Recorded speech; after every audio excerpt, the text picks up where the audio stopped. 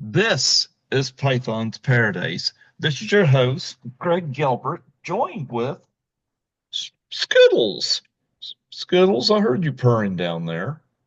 Are you ready for garbage day? Oh, you're ready for treat day. Yeah, you're putting garbage all through the apartment. Yeah.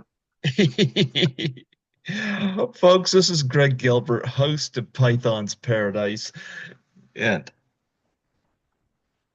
aka the Python Hyena here in Fredericton, New Brunswick, Canada, but rocking a beautiful Toronto Christmas background behind me here on December the 21st, 2024. And folks, like a lot of people, I love to watch Christmas movies. At Christmas time makes sense, of course, and I've got regular Christmas movies I watch, and I have horror themed Christmas movies I watch. There's a ton of in both senses.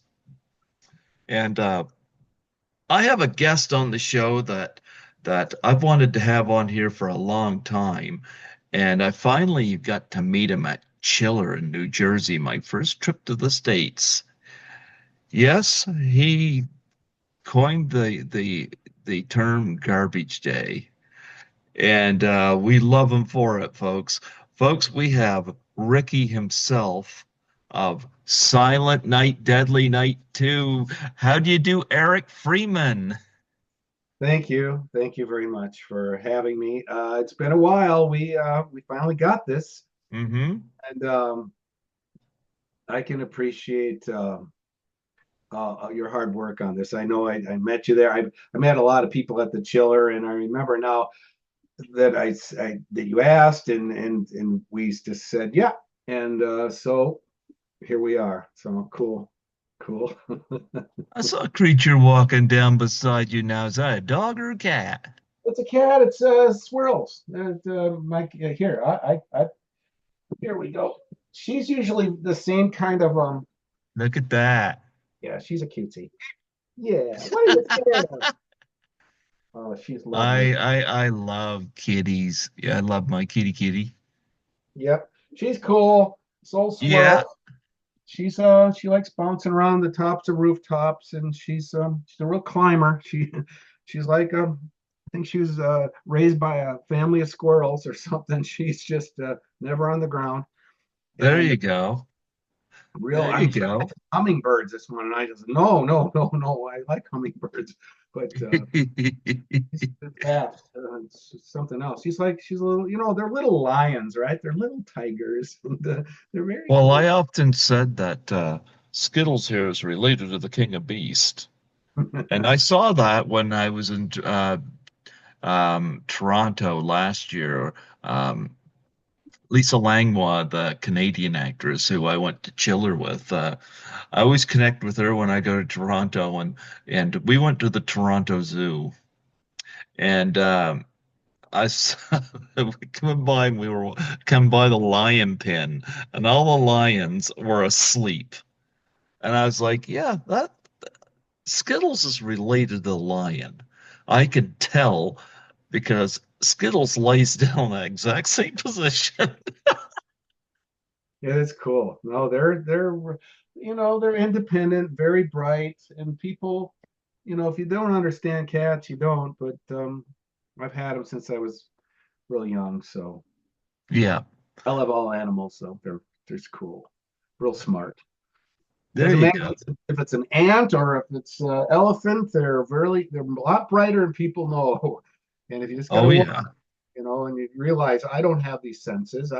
I can't smell something a block away. I mean, some of these I'm sure dogs and cats, they know when their master's a quarter mile away coming home in the car. They just know it. All of a sudden they just kind of put up their noses up to the window and look for their master because he knows he's 7 minutes away or whatever. They just know it. And this sonar, and they're terrific. Their senses are beyond keen, and where humans they are slowly the smartphone is kind of like even tamping down their own senses and sensory awareness, but these animals are something else. So Oh anyhow, yeah. I'm glad we're here, and we can get on with it. But I'm glad you're a cat person too. That's nice. So Oh men yeah. generally not cat people, but you know, they're all orphans over here. I got another one outside I have yet to tame, so I'm working on that poor guy. Call him Vinny. Vinny's half an ear. Vinny for like Vincent Van Gogh, and he's just a stray. But I feel terribly sorry for him because I he's outside. So, but I'll get it. I'll work him. I'm working him. Yeah. Yeah. I've always been a cat person too. Skittles is a rescue. Um, he was with I don't know where my nephew had got him, but my nephew had uh had him, and then my parents ended up with him and an Australian Shepherd through my nephew. And when my parents got terminally ill, they kept the Australian Shepherd because they were very close to the Australian Shepherd, but they had Skittles stay with me because I was more a cat person. I've always been pretty close to Skittles, so yeah. But yeah, Chiller was my first time in in the States. That was interesting. And of course I dug out my just get this my Lita Ford bag. Yeah. Lita Ford had her own bag, and I put all my autographs in there. And I met quite a few people at this, and it was pretty spectacular. But but I got a bunch of I'm gonna dig yours out here, so I show that. But I was actually surprised that they split you and Robert up with Tara Buckman, you know, like Tara Buckman was not at your table, so but Yeah. yeah, but nonetheless, here we are. I found you. Yeah, because it was nice to meet the Killer Santas at the. Okay, there we are. Look at that. See, oops, disappearing in my background. It is disappearing, but there's just enough Ricky there. The image of Ricky's there, not the background of the photo, but there he is. Um, Yeah, yeah, handsome young devil. Who is yeah, there we are. that? Yeah, I But got Robert here too. But shoot, there we are. There we are. there we are. There we are. Yeah, and I emailed Robert this morning when I got back from work. So Good. yeah, Good. so yeah, I got that picture signed while I was at Chiller, and yeah. But before we get into Silent Night, Deadly Night 2, I'd like to get some of your background and what led you to get into movies. Was it something you've always wanted to do? Well, if I think back on it, I did say something when I was really young. When we had a family, a mother and a father before that dissolved. I think I was seven or so, 7 years of age. We were having dinner or something, and I remember I said I want to be an actor, and they all laughed. Everyone just laughed. I said, "Boy, I'll never bring that up again." But that, and then some years went by, of course, and moved from. Eventually, got out of. I lived in the Minneapolis area, Minneapolis, Minnesota, so just south of you, and then went down to Florida for about a year, and then drove across to LA. I was born in Berkeley, so I wanted to come out to Los Angeles, and I did. And in doing so, I kind of left behind a life of I don't know, drinking and doing smoking a lot of pot and just not taking. But I was involved in bodybuilding when I was 14 for a year or two, and so that was kind of something I really liked. But I was able to come out to LA and start working out, and I was running at the beach, and there was this Nautilus gym in Manhattan Beach, literally right near the ocean. So I just was, I said enough of that. That old world, it just gone. So I guess I was getting in shape, uh, and I did I was started doing extra work, a lot of extra work. It's not the way you want to get into the acting business, but it did afford me the ability to watch what was going on set. A lot of the extra work I was doing was just your standard Panavision, Panaflex cameras, the big ones, and it was shot with celluloid like any good movie. So I was doing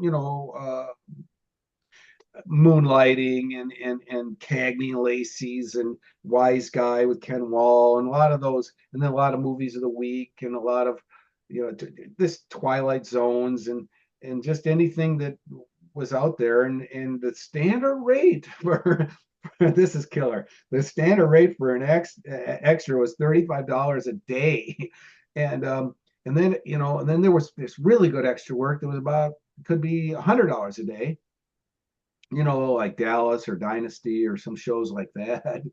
And of course, you had to have an extensive wardrobe for that, so I really didn't fit in on all that too well. But I was doing extra work, and I was by the time SNDN came in. But yeah, it was always my wanted to get into it, but I did watch very closely, say on Moonlighting, Sybil Shepherd and Bruce Willis, and especially Sybil Shepherd.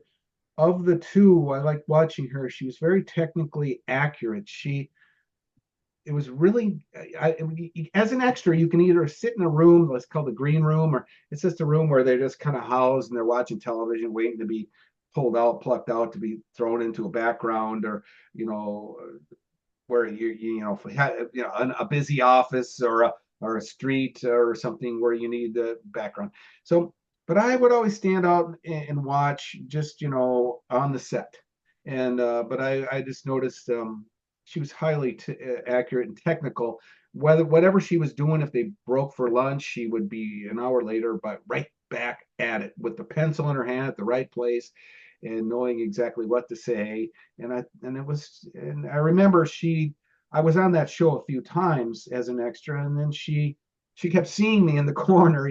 Because she's movie star and television star and big star, and but we had talked for the last time I was there as an extra. She pulled me aside and grabbed me by the arm and talked to me and asked me why I was doing extra work. Basically, I just said I'm trying to get into SAG, trying to get into the Screen Actors Guild. I said I need more money, and then once I'm in, I said I'm already in AFTRA, but you have to wait a certain amount of time before you can buy your way in. At that time, it was $1,000 for each union. It wasn't a lot, but the point is she was very kind to me. She had a lot of nice things she said, and which I'd been able to talk to her just recently at Chiller. She was there assigning, Yeah. was able to I talk. She was the first one I met.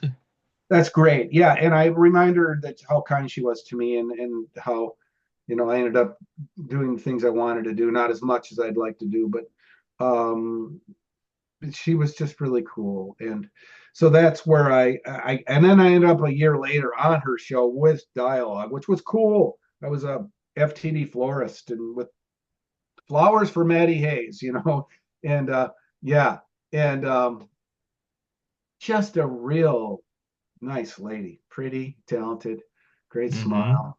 Just was her show, and Bruce Willis, he was a kind of a comedian that time. And people don't understand. Just a cut up. He was the funny guy in the show, and but yeah, it that's where that started.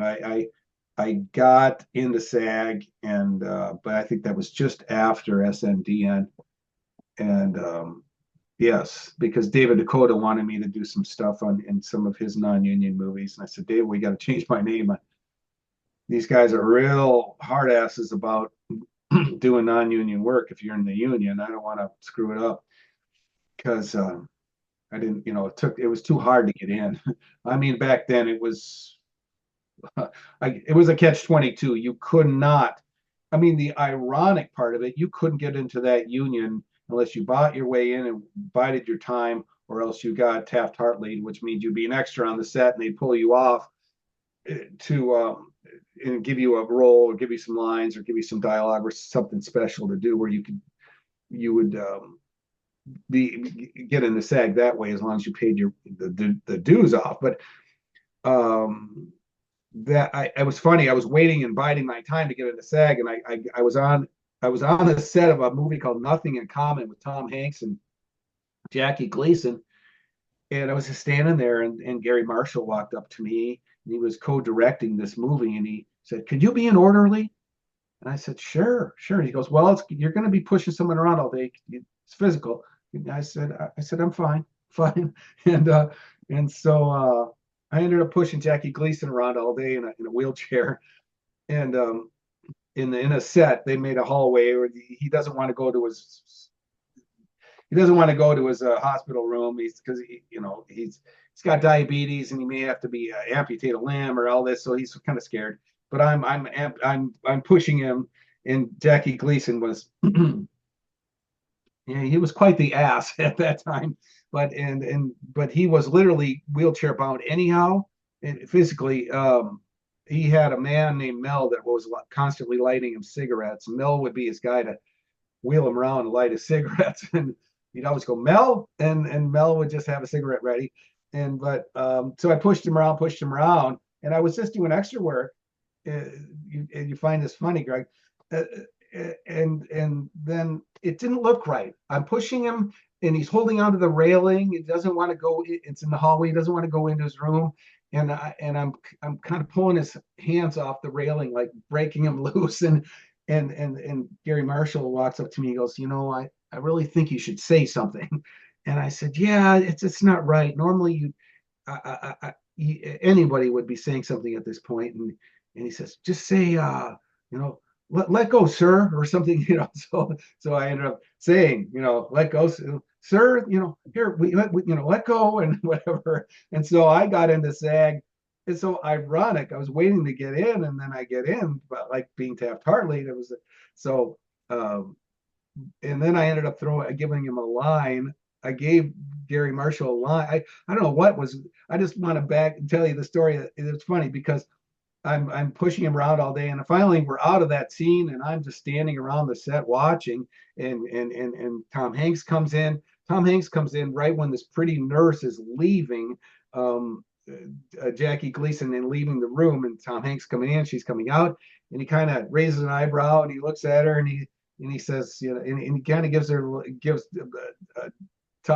Jackie Gleason the look like, yeah, what a looker, and and uh, and so there's no dialogue that Jackie Gleason has. So there's this unsaid thing of like raising an eyebrow, like, whoa, she's hot, and Jackie Gleason says nothing. And then Alan Metter and who's the co-director with Gary Marshall, they're talking, and I'm like 4 feet away, and he goes, he really needs to say something. Jackie Gleason needs to say something to acknowledge Tom Hanks walking in and raising an eyebrow. And I was over in the corner going, well, why can't he say that Gina gives good sponge? Meaning the nurse gives good sponge.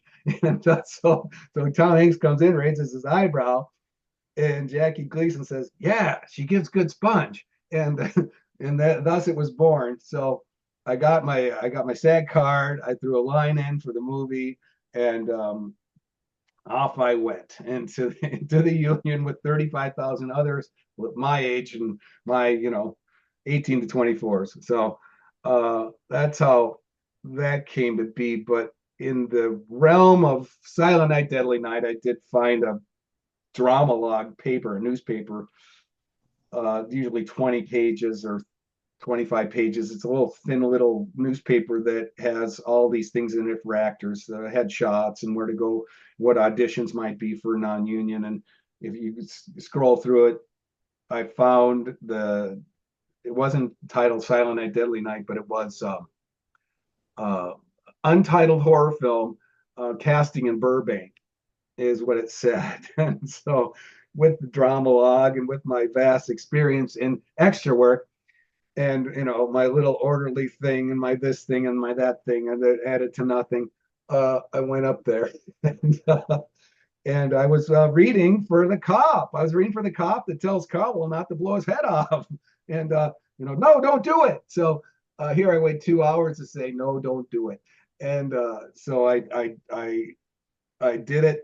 I no, don't do it. Whatever the line. And I'm leaving, and I'm thinking, gosh, I so much want more. I want more. I want more. I don't want this. Do you want fries with that, sir? I wanted, I don't want, flowers for Matty Hayes. I want, or no, sir, breaking his arms off the railing. I wanted something. I wanted soap opera. Is what I wanted, Greg. I wanted a soap because it's 30 pages of dialogue I can sink my teeth into. I did a ton of extra work on the soaps, and that's a 3 camera shoot. It's like live theater. I love the pressure of that, and it was so neat to watch that. Going, God, I want a soap opera role, and with all the trappings, and so this thing comes along, and I know don't do it. I'm leaving. Lee Harry's there, the director. I walk up to him and I said, "Thank you very much, sir." He says, "Oh, thanks for coming." And I said, "Well, who's got the lead?" And and then Joe Earl was the it's a co-director on that and co-writer and his partner, Lee's partner. And Joe instantly just says, "No, no, we've got that wrapped up. We've got someone for that. Thank you very much." And then Lee kind of is looking at me for a second or two, and he was a little bit more gracious. He just said, "Well, we've got that, but thanks for coming in." And he wasn't just just saying, slamming the door on my nose or something. He just said, "Hey, we got it." And I said, "Well, thank you very much." And I left. And it turns out that Lawrence Applebaum, their boss, had seen me say that. And but they had a guy lined up, and I know you know the story, but David Heavener is an actor in LA, and at the time he had done numerous things, and he was locked for this role of Caldwell, and Hmm. that's who they wanted. And Lawrence Applebaum, kind of a no nonsense New York kind of guy, heavy set, um, just said to these guys, "Look, why'd you dismiss that guy out of hand? He clearly can do what you need to be done in this movie. He looks like he can throw people around, and he looks just like the kid, and the other guys doesn't have, he's basically saying this guy's kind of more well-rounded in what you want. He's physical, he looks like him, you know so I guess he overrode them or something. But it was a couple days later that I was called. uh, I lived in a place called Ladera Heights. I was fixing up this old house, and old man died in it, and I was fixing up this house for this guy that was potentially going to own it through probate. And this phone rings, and I pick it up, and he says, "Eric, it's Lee Harry. I met you the other day at the audition." I said, "Yeah, yeah, Lee, hi." He says, "We're looking at you for something else." And so, he didn't say what, he wouldn't have, but I figured in my head right then at that, oh, okay, I'm something else, but not the cop. So he said, "Come on in, come on in, come on back up. Can you come in tomorrow?" And tomorrow would have been a Wednesday. And so I said, "Sure, sure." And it's funny because great, great, okay. I hung up, and then I got a call by the IRS. It was wanting back taxes for all my extra work and my stuff because it was undeclared. So I was like, "Oh man, I'm sunk." They want $700, and is this fortuitous or what? He wants me in a movie. I don't know what for, but I got to go.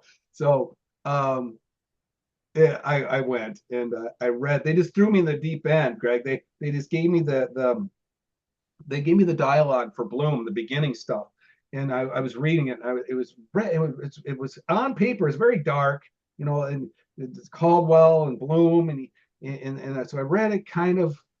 I wasn't a lighthearted soul at the time, so I just read it kind of the way I saw it, and they even said, "Well, that was kind of dark. We're kind of looking for this guy to be sarcastic, kind of sardonic, kind of, you know."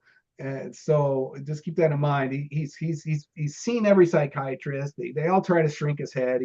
He just had his fill with these guys. So he'll just dismiss them out of hand. And so that was what I got from that. But they said what we've got is, and then they told me the story of how they have this movie that got pulled, and you know the reasons why most people do. But Bob's movie, Robert Wilson's movies, SND, and got did really well for the first week, was beating Nightmare on Elm Street, and then because the theme of it was killing a nun or trying to, and the clergy got mad. It's just and Ebert freaked out, mothers and fathers, and Santa Claus, killing.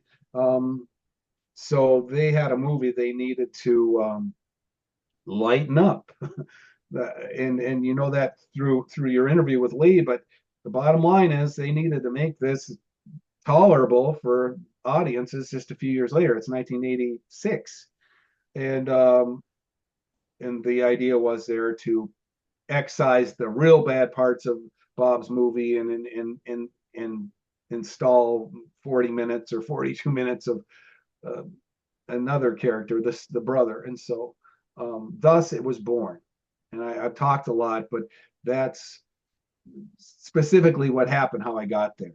I spoke up and got it, and then I auditioned, and then went home on that Wednesday, and then Lee calls me again on this old rotary phone, Mr. Cool in my office with my answering machine, big as a house, in a rotary phone, calls me on the rotary phone, says, Eric, it's Lee. And I said, hi. And he says, Eric, we want you for this thing. We want you for the lead on this thing. Um, and we're starting Tuesday.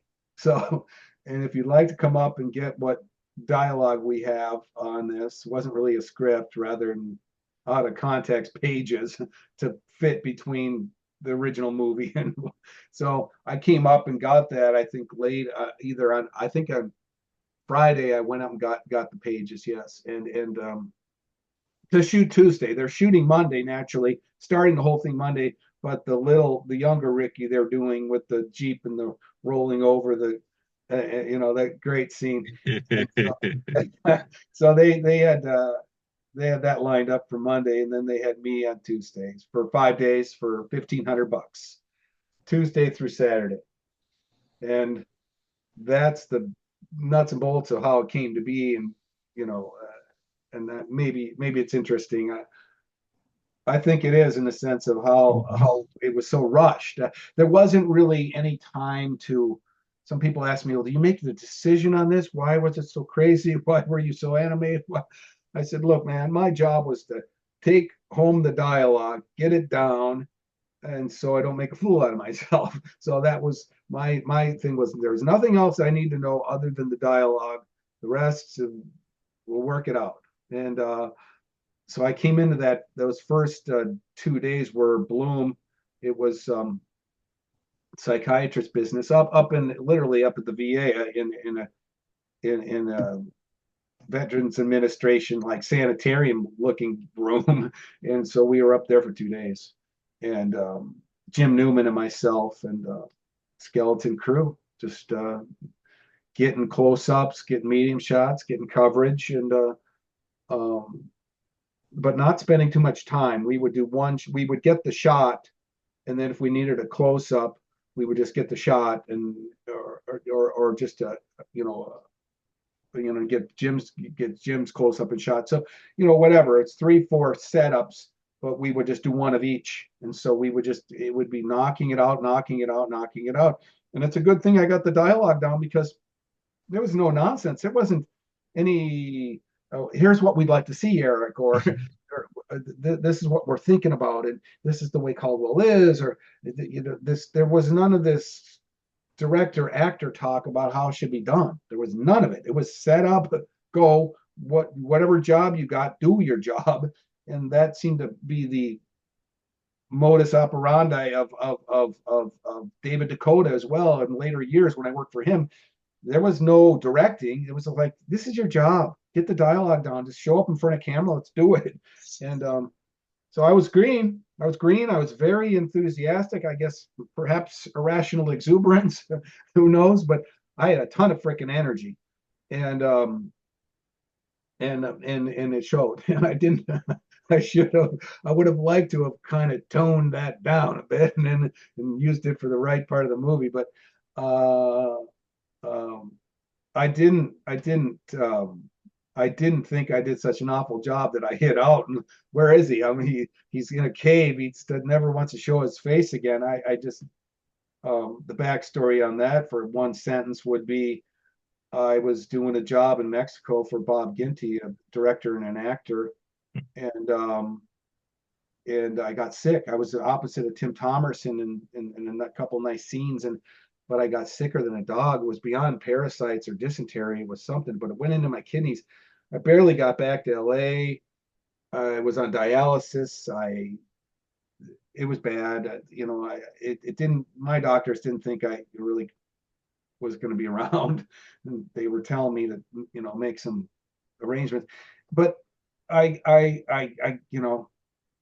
just stayed with it. I and got better and got better, and but I was out of the business. So I disappeared in '92 or thereabouts because of I was sick. It wasn't about I was so ashamed of what I did. So I just want to throw that out as the story. You got the whole story, but that's how Yeah. it became me. That's Caldwell and how I disappeared. Rest is up to you of what you might want to know, but it's my little story. I had planned on a lot more as an actor. I thought I could do so much more. I started working for directors.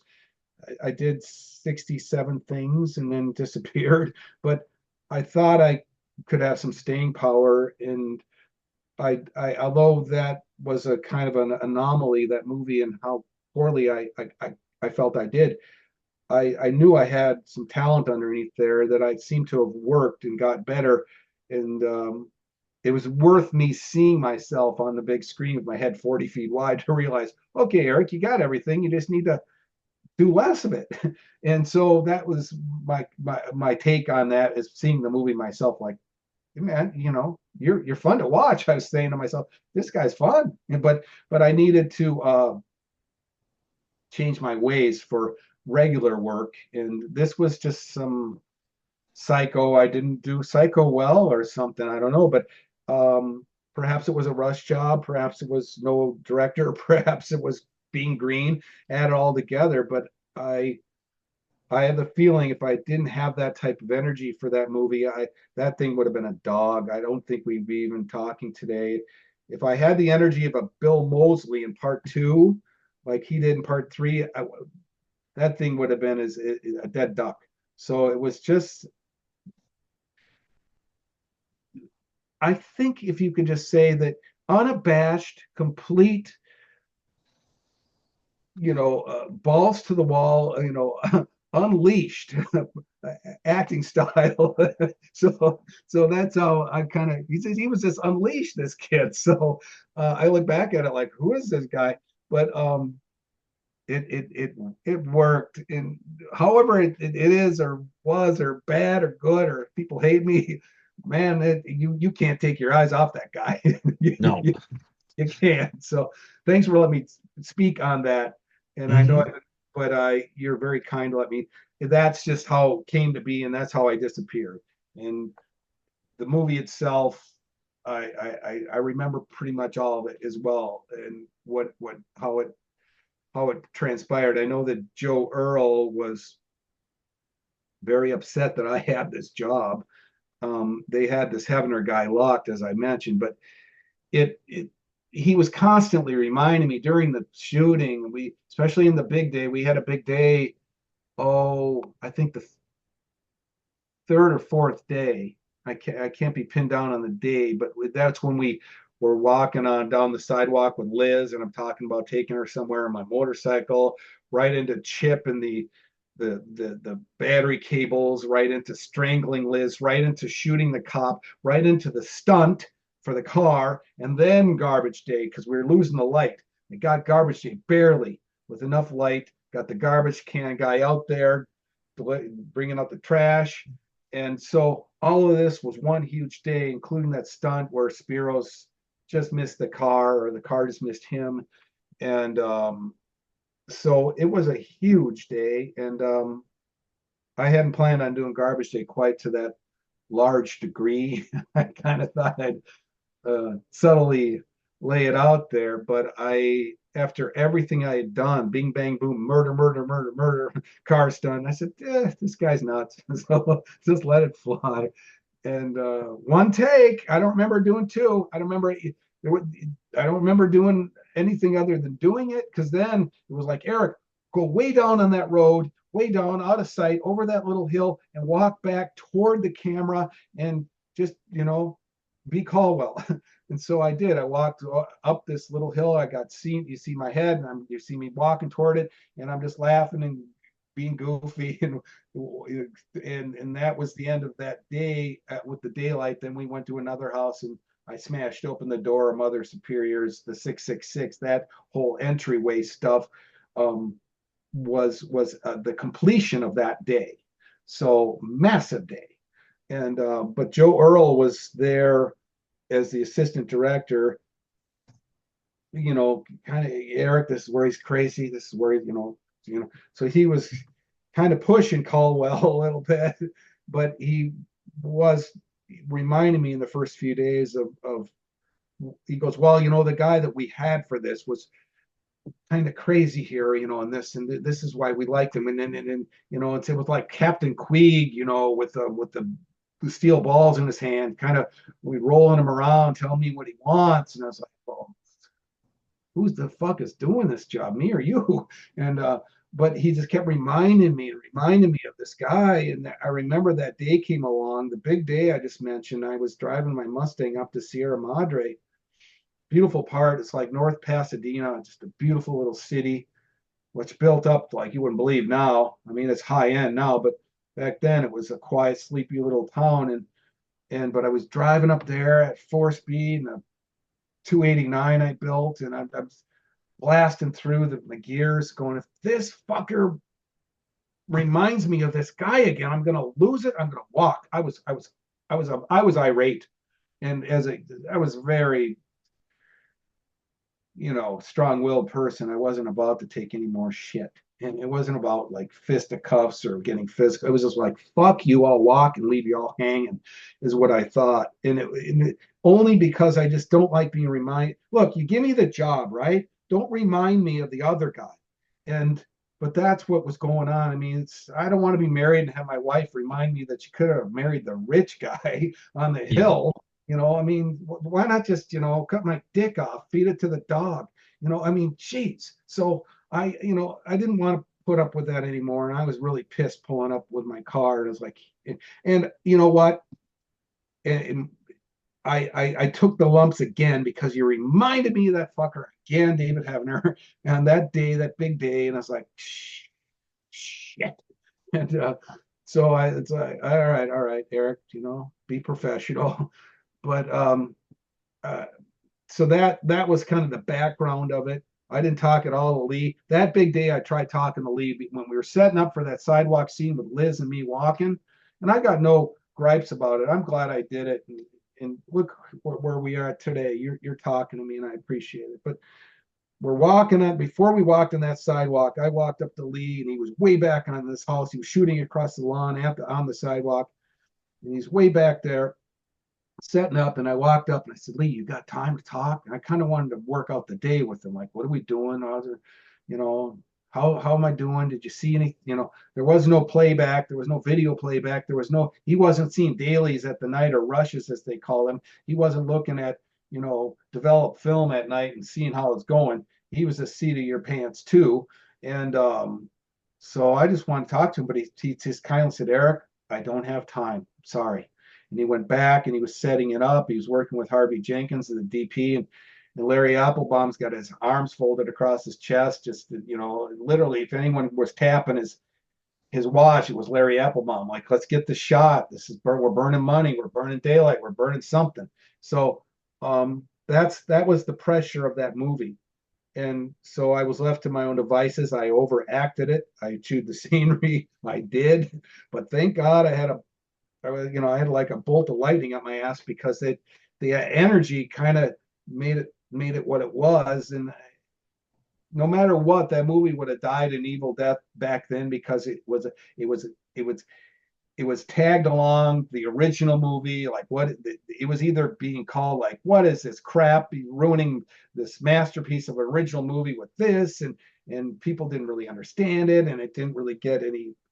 It just got sent out to the theaters. It died, and I just grabbed the poster off the wall where I saw it in Culver City, and I rolled it up, and I said, this is about all I'm going to get from this thing is this poster. And so I kept that for till I still have it. So, but that's the whole story as I know it of the nuts and bolts of who I was and how I disappeared and and um, and the movie itself. But you've let me just prattle on, but it's interesting because Robert had a similar story of coming out of nowhere as an unknown actor and getting a tri-star movie and being the lead in it and getting it and doing such a great job. I asked who's got the lead. Something happened. I ended up getting it, and um, I guess I had if I had a chance to see what Robert did, and I didn't.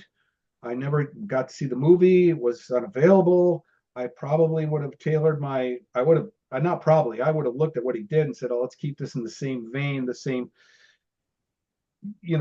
feeling of this. And I would have altered my performance completely. There's no doubt I would have seen what he did and said, okay, this is very dark. This is very this, very that. I would have tailored it to that. So in essence, by them not showing me the movie, me not being able to find it, and I tried over that weekend. Um, I did what I did. I just unleashed. So, anyhow, I apologize, but it's just nice to be able to, for once, say this is what happened. This is exactly what happened, and you've given me the opportunity. So thank you. Oh yeah, well, people want to hear you, not me. So the long answer was well appreciated. Before we dive more into Silent Night, Deadly Night 2, I want to ask you about working with Jackie Gleason in Nothing in Common. Of course, everybody knows him from The Honeymooners and Smokey and the Bandit and whatnot. What was he like? He was a star that that it's as if he had a bad attitude. He had a really bad attitude. It's like he used to be king of the mountain. And as you know, he was king of the mountain, whether it was a television and of course film before that. Imagine you are a rock solid movie star.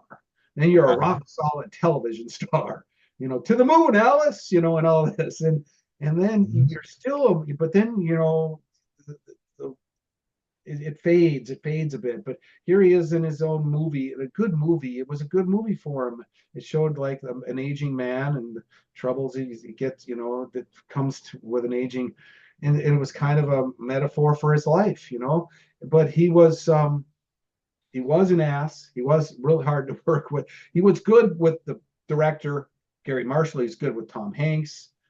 He was good with the cast, but he was a man that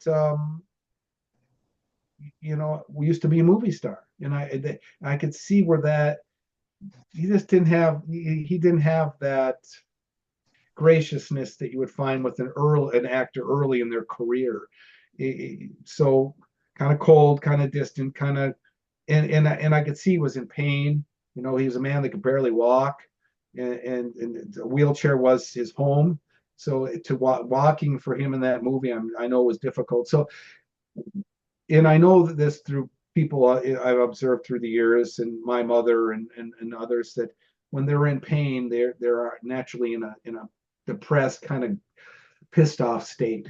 So that's what he was in. But he nice guy. I mean, I didn't really have much to say. I didn't say, hey, I've watched you for years, and I know who you are. And although I did that with Faye Dunaway and Louis Jourdan in this other thing I did, playing a cop as an extra, I was right next to two humongous movie stars all day, and so and nobody seemed to know who they were. Time had passed them by. It's funny. I was always around actors that time had passed them by, but for those that knew, I mean, Faye Dunaway and Louis Jordan, and one of the most handsome actors you're going to find throughout the decades. And people know him from like the Octopussy and James Bond, but the guy was just forever handsome, even up to, just and those two together. And I'm a cop with all my gear on, walking around these guys all day, making sure that they're not. She's in jail, he's the lawyer, and so I have to be the cop watching him. So no, nothing, no hanky panky, right? But Harry, I'm in all this gear on, belt, gun, business, cop business, and and I just say the same thing with Jackie Gleason. Here I am with two huge movie stars, and I, as a 20 whatever year old, 18-year-old, 19-year-old, I guess, knowing their history, knowing, and I it's ironic and fortuitous for me that I had knew I had been watching Louis Jordan films prior for the past few months, and I knew Faye Dunaway, so I was able to converse with him, saying, "I just saw you in so and so," to Louis Jordan, and "I just saw you in so and so," and to Faye Dunaway, and they lit up. They were just like, "Whoa, this young kid knows who we are." And I even said, I said, I don't know if these rest of these people know who you are, but I do, and I know what I'm in the presence of. I'm in the presence of royalty, and these two just like, whoa. And but I was, and so being around this kind of royalty like Jackie Gleason or Faye Dunaway or Bruce Willis or uh, you name it. It was cool. It's cool, even though I'm just an extra and I'm nobody. Um, that you watch the good ones and you can get, you know what to do. So technically, I never screwed up technically or with continuity or I knew exactly where, if I had a fork in my mouth at one point, I know exactly when to put the fork in my mouth at the next point. So for close-ups and that, so continuity I learned through them and watching the pros. So these people are cool. They were real cool. They were faded movie stars, but they had good runs, all of them. Jackie Gleason had a hell of a run. I would almost like to say to him now, look, man, you had 30 years or 25 years of solid top of the heap, and Louis Jordan or Faye Dunaway. I mean, don't complain. Today's actors get a decade if they're lucky, and they're thrown to the ash heap. So how cool. Yeah, I mean, you're not going to find too many Liam Neesons out there being able to do something from 20 years of age to 70 years of age and where he's still wanted. So it's chew them up, spit them out. So to answer you, Jackie Gleason, faded movie star in physically bad shape. So he was kind of an angry guy. But I know he was a decent soul underneath that with a lot of stories, and um, these are real freaking movie stars. So, and I knew who he was, but there was no time for me orderly in a white uniform to, in fact, they even cut my scene. So fuck, as long as I got in the SAG, that was my main thing. And but I would say I'm glad you asked, and I was long winded, but it kind of lets you know that if you're a young actor starting out, do your best to have longevity. Do work and take any kind of work to where you can be a character actor, you can be this or that. Try to, if you're just going to go for the lead or you're handsome and you're going to be a lead actor, um, try to do as much varied work as you can so you can be around as long as you can be, because your looks will change and there'll always be the hot guy of the week or the hot girl of the week, and they'll always displace you at some point. So you have to just be like Robert De Niro, or you just have to show a body of great work as long as you can, so that like, he's solid and we're hiring him. And most of these actors don't audition. They don't have to do it. They just get the job. Liam Neeson doesn't audition.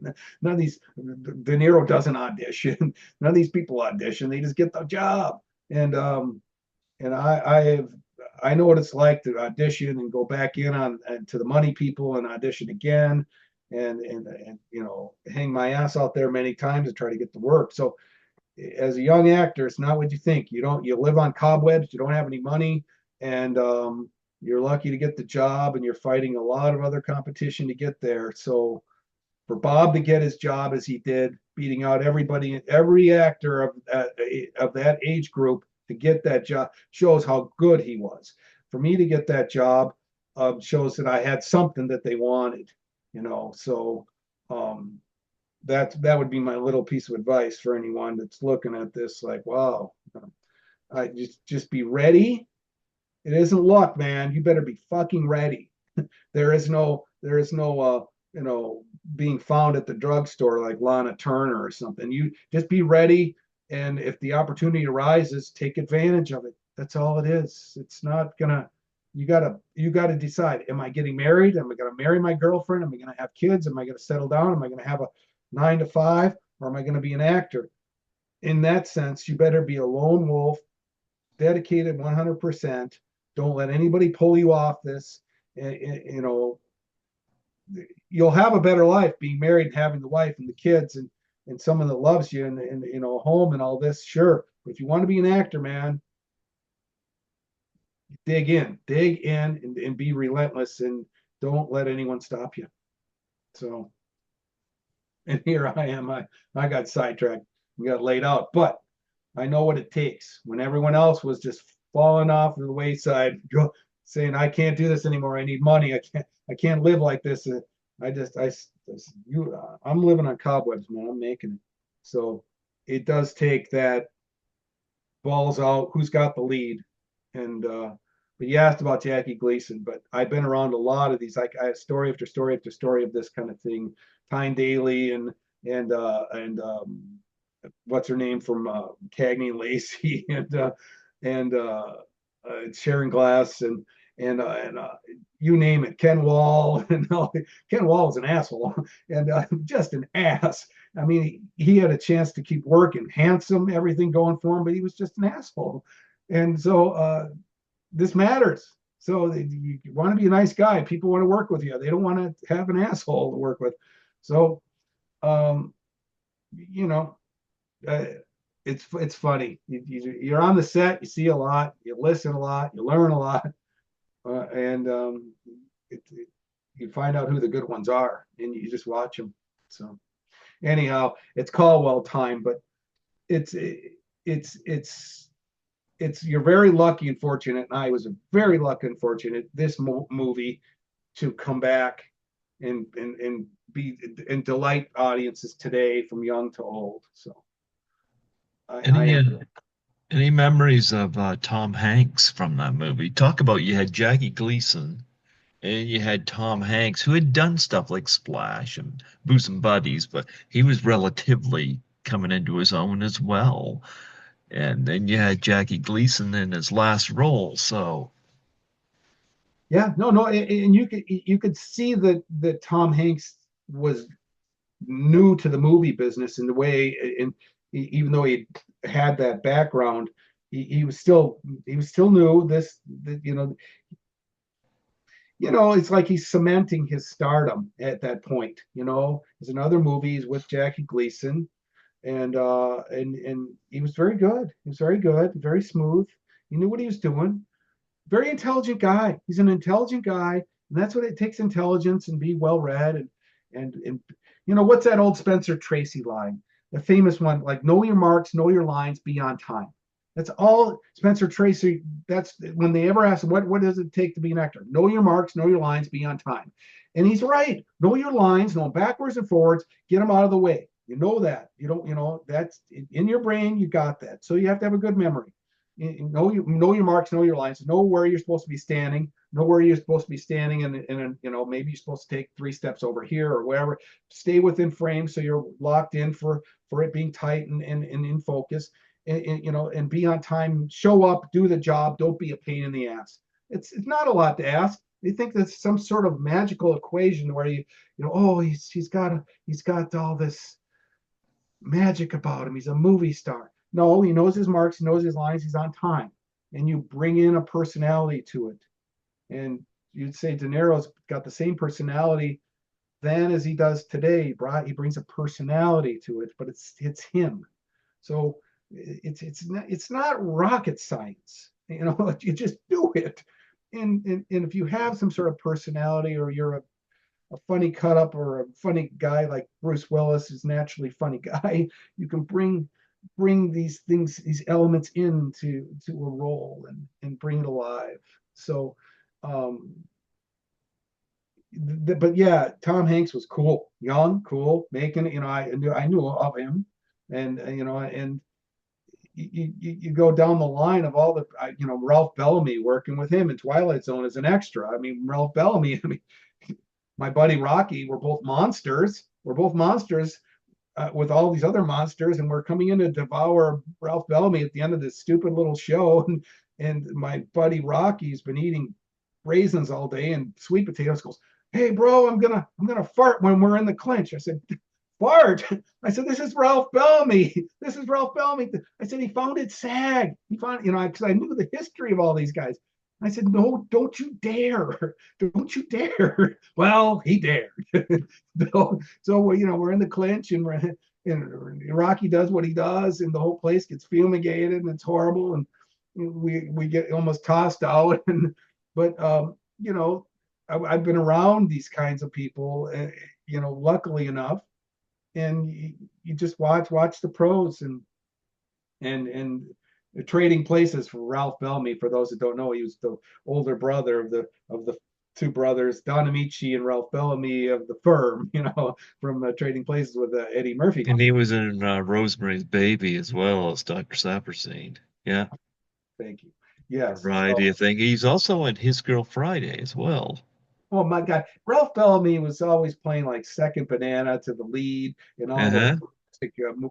comedies, 30s and 40s. And I mean, the guy is just what's founded SAG and just had a great life, great life. And he was the kindest man in the world. Now, there's a guy that had the humility you would expect at a 75, 80-year-old guy at that point and just knew he had a great run, where he was able to say, God, I've had a great run. I'm glad that they wanted me for this small television role rather than be sour about it. He was very happy about it. Um, so yeah, it's kind of neat to think back of all these folks I have met in the capacity of being an extra or something. So I did come into it the wrong way. I did. I spoke up. I got this role. I did a number of other things and disappeared. But here we are, and I have a lot of fondness for the movie now. I don't really look at myself and watch it every year, but Elizabeth Caton was a very kind, beautiful young lady and completely normal. Uh, She she, was in Friday the 13th, Part 7 as well. yeah, yeah, Yeah. she had what it took, and I was under the impression she was a movie star. Some people on the set, some of the grips said, "Well, Eric, she's a movie star," and I don't know where they got that, but I thought, I said, "Oh, okay, okay," but she left. She left that big day of shooting in an old was an old Oldsmobile. It was a two-door uh, brown dented up Oldsmobile, and she left in t-shirt and blue jeans and like these UGG kind of boots, just little boots, and I said, Liz, what are you driving that for? And she goes, I don't care. And I instantly was like, I love this girl, and which I think any man would, but Uh-huh. completely just Midwest kind of normal. And so yeah, she was a real delight. And I first met her, of course, in that love scene, so, the love making scene, which was just so timid, but it was written quite well. Anyhow, so That difficult to do. I thought it was written as being okay. Well, they're naked in bed. There's this and that. There was the written that they were going to see my bare buttocks and but not hers, and like I'm on top of whatever. So I'm in this little ante room, this little bathroom, half bath. It was just a vanity and a toilet in this little cottage we're in. So I'm in there, and I said, "Well, Eric, got to get naked." And I had some vodka, and I wasn't nervous about the movie, but I kind of was uneasy about how many people were there and how I needed to be naked. So, but I wasn't worried about how I looked physically. It's just like, hey, penis of me. You're junk. So I pounded some vodka and a couple big shots, half a pint. I don't know what. I just guzzled it down, set it down on the counter, dropped my shorts, and walked out. And then Harvey Jenkins with the DP, older guy, director of photography. He just hey, the kid's not half bad. And so it all broke the ice. Everyone laughed, and I'm like, oh, okay, fine. So I'm just standing there, and he said, okay, Eric, get in bed with Liz and whatever. So there wasn't really a lot of junk being displayed, but that's when I first met her. I remember getting into bed saying, hi, here we are. And it's not like I was some, you know, guy like John Goodman, come piling into her bed. I mean, she welcomed me in, So, so it worked. She wasn't unhappy. I wasn't unhappy. We were pretty. But yeah, she was real game for anything, and she was Lee's friend, and from Lejean, and where he worked, and so yeah, real pretty, real smart, real with it, you know. Real, I love those intelligent women, and so she was one of them, and so that's all my introduction to her. So that next day when we're walking on the sidewalk, I was fairly comfortable about it all of it because yeah, we were already naked together for hours. So um, cool. And that's just a little part. But yes, everybody always asks about Liz, but just delightful. And I met her during the Blu-ray business of commentary and all that. So she's very, very good, nice person, very, you know, on earth, if you will, is very grounded. So yeah. Yeah. I was going to ask one more about your extra work. And I wanted to ask before I forgot. One of my favorite comedies of the 80s is Back to School, and I've interviewed a number of people from it, and including Adrienne Barbeau, she's been on, and Johnny Hernandez from Oingo Boingo's been on. I love Back to School, and of course, I was always a big Rodney Dangerfield fan. Talk about being an extra in that. That was cool. That was cool. I did talk to Rodney Dangerfield for a long time one day. It was Oh, wow. we were all poolside. We were all poolside for 6 weeks. It was shot out in a place called City of Industry, which would be from where I'm at, in the Venice area. It'd be like 1 hour east. City of Industry. It's like where a lot of businesses are. It's out of LA County. The taxes are lower, but out there they have this Olympic-sized pool, and these stands there, and diving boards, and as you know, the premise of that is that Rodney Dangerfield's going back to school as a seasoned man, and it's his son. It's Keith Gordon, correct? Yeah. Yeah, Keith Gordon was there, and I talked to Keith as well, and William Zabka, and Terry Terry Farrell. And She's pretty. Mm. God, yeah, she was gorgeous and young. She was so young, she wasn't even pretty yet. And she was pretty. Um, and a short story on her, I remember seeing her. I was there for 6 weeks as part of the swim team. That's Uh-huh. no dialogue, swim team, but we're always there. We're always there. We're always there. Background, background. I was in great shape. I will admit it. And I was always there. But Terry Farrell's there, and I met her on this. There was like a big old bunkhouse on the side of this. Wouldn't even call it bunkhouse, more like a suite uh, uh, on the side of this swimming pool. But I met her there on these steps, and I remember she was coming down. I was coming up, and I said, you have such beautiful skin. And she goes, oh, thank you. And that's because she was so sweet and kind. And Yeah. then later that day, I ran into my swim mates, or they were there, and I was there, and I said, I just met that Terry Farrell. I said, God, her skin. I said, peaches and cream. And it somehow got out by me saying peaches and cream. All of a sudden, she's known as peaches and cream. For the next like 5 weeks, she's peaches and cream. Um, and I thought, wow.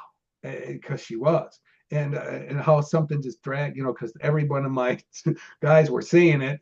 I was kind of the guy I was kind of the almost not the leader, but I was the main guy of these extras of the GL swim team. And so yes, peaches and cream. And then I watched some scenes that Keith Gordon had done, and I'm right there watching him, and I just said, "Wow, that was really good." And he goes, "Oh, thank you." So we got talking, and Christine, of course, with him, and then Rodney was, which where we're going is, Rodney was constantly high on pot, and not good pot, the bad pot of the day, the brown stuff, the Acapulco Gold or whatever. But he reeked of pot, and all the time his eyes were always red. And but it was his production company, Paperclip Productions. It was his baby. So and he's watching all this money being wasted because they were overdoing it. Where let's say Lee or a David Dakota's doing one setup, one take, gone, run and gun. This whole 6 weeks worth of business at this pool could have been done in 2 weeks. It's just that they would do multiple shots and the multiple coverage and multiple this and multiple that. Very technical, mind you, and all these, diving board scenes and all this. But I'm telling you, they overshot this thing to the hilt, like way more. When I used to do commercials for extra work, like commercial like Bud Light or Michelob or Heineken, whatever, they would do 130 takes before lunch just because he wanted to make sure the smoke was right and this was right and this was right, and make sure that the money people, the Heineken folks, like what they got, so they would overdo. Where a competent director would just do minimal and say, "I've got it. I don't need to do 100 takes." These guys were the opposite. And Rodney Dangerfield's watching all of this on the sidelines. I'm literally fuming, and I'm standing right next to him, and in nothing, just little shorts, whatever. And some diving board scenes going on with William Zabka, where he blows the dive and ends up like making, splashing bad and getting a bad score, and he's all pissed off. There's that part of the scene, right? And that's at that time when I'm standing next to Rodney. He's not filming that day, and he is fuming, and he's going, "God damn it!" It's almost like get no respect, and that kind of thing. He's just upset, and I said, I basically said to him, "I've been here for a number of weeks, and I got to say, these guys are doing way too much shooting, way too much film." I said they could be cutting this down. This is dragging on way too long. And he's going, "You're goddamn right it is." And he was all pissed off, and but in his eyes were just bloodshot, and he's just stoned out of his mind. But I said, but what I would say, because I didn't want him upset, I said, "Man, it's looking good. I mean, all this is coming together." And it was me, like nobody saying this, but my observations was such that it was looking pretty, and I would see some of these playbacks because I would be watching this stuff.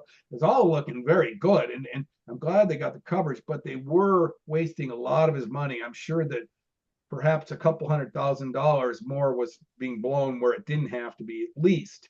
And but Sally Kellerman's in the and think of and then what's his name's in the, as a young, oh God, in and out of my head. He's one of the big movie stars that we have today. Is over Robert there. Downey Jr. Robert Downey Jr., Burt Young, Yeah. they're all there, and I'm with all these people all day, every day, and I'm just a nobody. And but I managed to put myself into a lot of frames in that movie, and I it's like, it's funny. I kept some things, some memorabilia from that, which I've long lost, but yeah, I was in that movie for 6 weeks. Made a good. Now that was $100 a day for me. So I made some good cash, but it was early up. Be there at 6 a.m. Leave at 4 p.m. Back again, back again. It was brutal. It was brutal. And and we were young, and I had inexhaustible energy, so it wasn't gonna phase me. But Keith Gordon and Burt Young and Robert Downey Jr., Sally Kellerman, and Rodney, and God, yeah, all those little stories. It just, Emmett Walsh.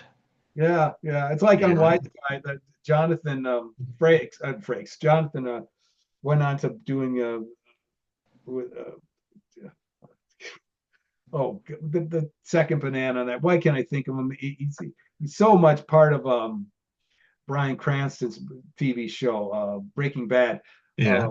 Uh, um, Jonathan, sorry, I have a great memory. I don't know why I can't remember. Just there's a major guy in there that was worked for and where it was on that show Breaking Bad quite a bit. Yeah, so I just a lot of actors I talked to over the years that were either first banana, second banana, third banana, super movie stars. So yeah, I don't know why we're off on this other than I led you down this path, but yeah, Rodney and all these folks and William Zabka's got a great career now coming back, Karate Kid. So it's just I'm thinking, damn, Caldwell's got to come back. How am I not coming back? And so, uh, but that's really cool to, it's like memory lane, man. If I start thinking on it, Sidney Poitier, blah, blah, blah, da, da, da, da. It's really kind of cool how, as a nobody extra, you can be among the stars, and it's quite exciting and neat. Sally Kellerman was really good in Back to School because you so used to seeing her and stuff like MASH and stuff like that, but she was very, very expressive, and that came across. It worked really great in contrast to Rodney, And did you get a chance to talk to her any when you were there? Yes, and it was very brief, but I agree with you overall. She had a vivaciousness about her. She was smiling, she was open, she was the contrast to her and Rodney. It's like she just kind of thought, oh, Rodney's funny and he's exciting because he's so uh, honest about, he was honest in that movie as an actor. He's just, and so she's very, yeah, yeah, I agree with you wholeheartedly. When she's a movie star, movie star, and she just knew how to play that role exactly right, where she's playing the girlfriend to that stuffy English chap in the old English car, and and it's like he was very wooden and whatever, and Rodney's very exciting, and in his way, and how she just would pass off his little jokes and smile, and so yeah, but I did talk to her, and but not very much. She was over. She's the love interest of Rodney, but she's over in the stands with Robert Downey Jr. and over there on that side. And but I did talk to her on occasion. I just said I said I'm going to sound very trite, but I love your work, and I've been watching you here. You're doing great.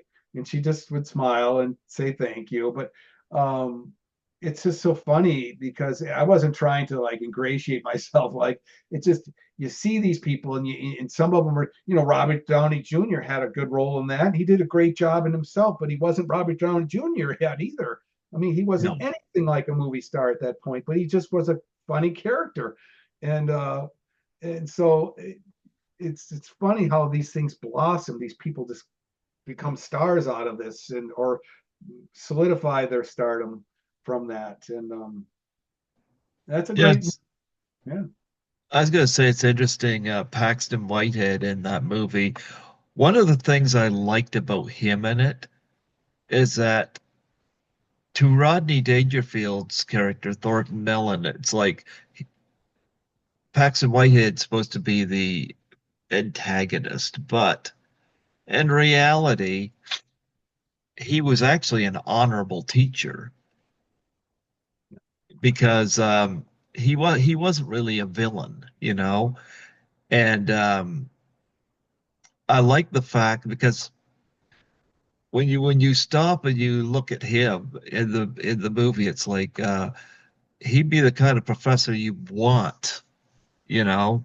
Very old school, yes, but he was also an honorable teacher. Like there's moments where he's talking to Sally Kellerman where it's like he's being very genuine and whatnot. And it's like, yeah, this guy's not a villain, He might not be right for Kellerman, but he's not a villain. And I gotta tell you too, one of the hidden jokes in the movie And I caught on to this years later, and I don't hear anybody ever bring it up. Um, I had Bill Kinnison on in tribute to Sam Kinnison, and Sam Kinnison was so hilarious and had nice connections to Rodney Dangerfield. And I'm glad that he got him back to school. And of course, he plays a professor, a history professor. I caught on to this years later, and I wondered how many other people caught it because he plays Professor Turchinson. And I'm like, do people grasp the fact that that was the character name? Like Turgidson was the name of the character George C. Scott played in Doctor Strangelove. That's right. That's right. That's right. Sam Kinison played a history professor, and that was just insanely funny. That's one of the funniest scenes of the movie. It is. I just got it. You remind me. I have to look at that again. I just literally have to see that movie again. That's a gem. That part. Oh, it's very good. Yeah. Yeah. I just don't. It's just it made good money in the day, and rightfully so. Fun movie. Were Um, you there for the party scene with Oingo Boingo, or just there for the diving board scene? I was there, but they didn't want to use me Oh, because okay. the director said, "Are you kidding me?" or something. He said, "Because I would have inserted myself into anything." I just even said, "Put me in some other outfit." But no, they saw too much of me in footage wise, because they what happened is we went, everything shot out of sequence, but they did that party scene and all of that at a different place, different location, different time. It was like a week or 8 days later, and but they asked for they asked for extras, and we were there, and the director was sifting through it all. He came up to me. He said, "Come on." I said, "Hey, put me in something, man." And he said, "You're in everything. I'm in the editing room with you," and something of mine. And I said, I know." So, but I always tried to anytime I could prolong myself in a scene in the back for another second or two, or anything I could do to extend it, um, you know, kind of be seen, I would do it. But no, I was there at that part, watching the party, getting paid, but just sitting on my ass. And but that's yeah, William Zabka's there with like a plastic club and whatever, and then yeah, whatever. And so yeah, I remember all that. It's funny, but no, it's all looking back, it's all been very good. It kind of led down the road to with this film SND into and doing that work. And it's funny, you'd think I wouldn't have rubbed noses with elbows with all these folks, but you do that as an extra because you're all over the city. You're here, you're there, you're at this studio, you're at that studio, you're over at Paramount, you're over at 20th Century Fox, and um, so that's kind of neat. And I tried to get in and this deal and that deal and at the ground level, and stuff didn't work out and stuff did. So, Well, but Silent Night, Deadly Night, part two gave you a lead, and you were talking about the scene where you're walking down the sidewalk, and of course, one thing I hear brought up a lot, uh, the character Chip, played by Ken. Let me look it up here. yeah, Yeah, Kim Wilchirp. Well, a lot of people say the way his hair was, blonde hair. They said the way he was dressed. They say he looked like a demented Fred from Scooby Doo. well, they did dye his hair. His hair was dyed. It was kind of an orange, uh, Uh-huh. and then they put him in that kind of university sweater and such. And yeah, he was very good. He was very good, and I remember having to push Liz away and get in his face and all that business. And yeah, he was quite good. And of course, he was in that theater scene where Liz and I were in the theater watching. So I have a night diddly night. Kind of coax her away, like, who, what are you with this ape for? You could be with me.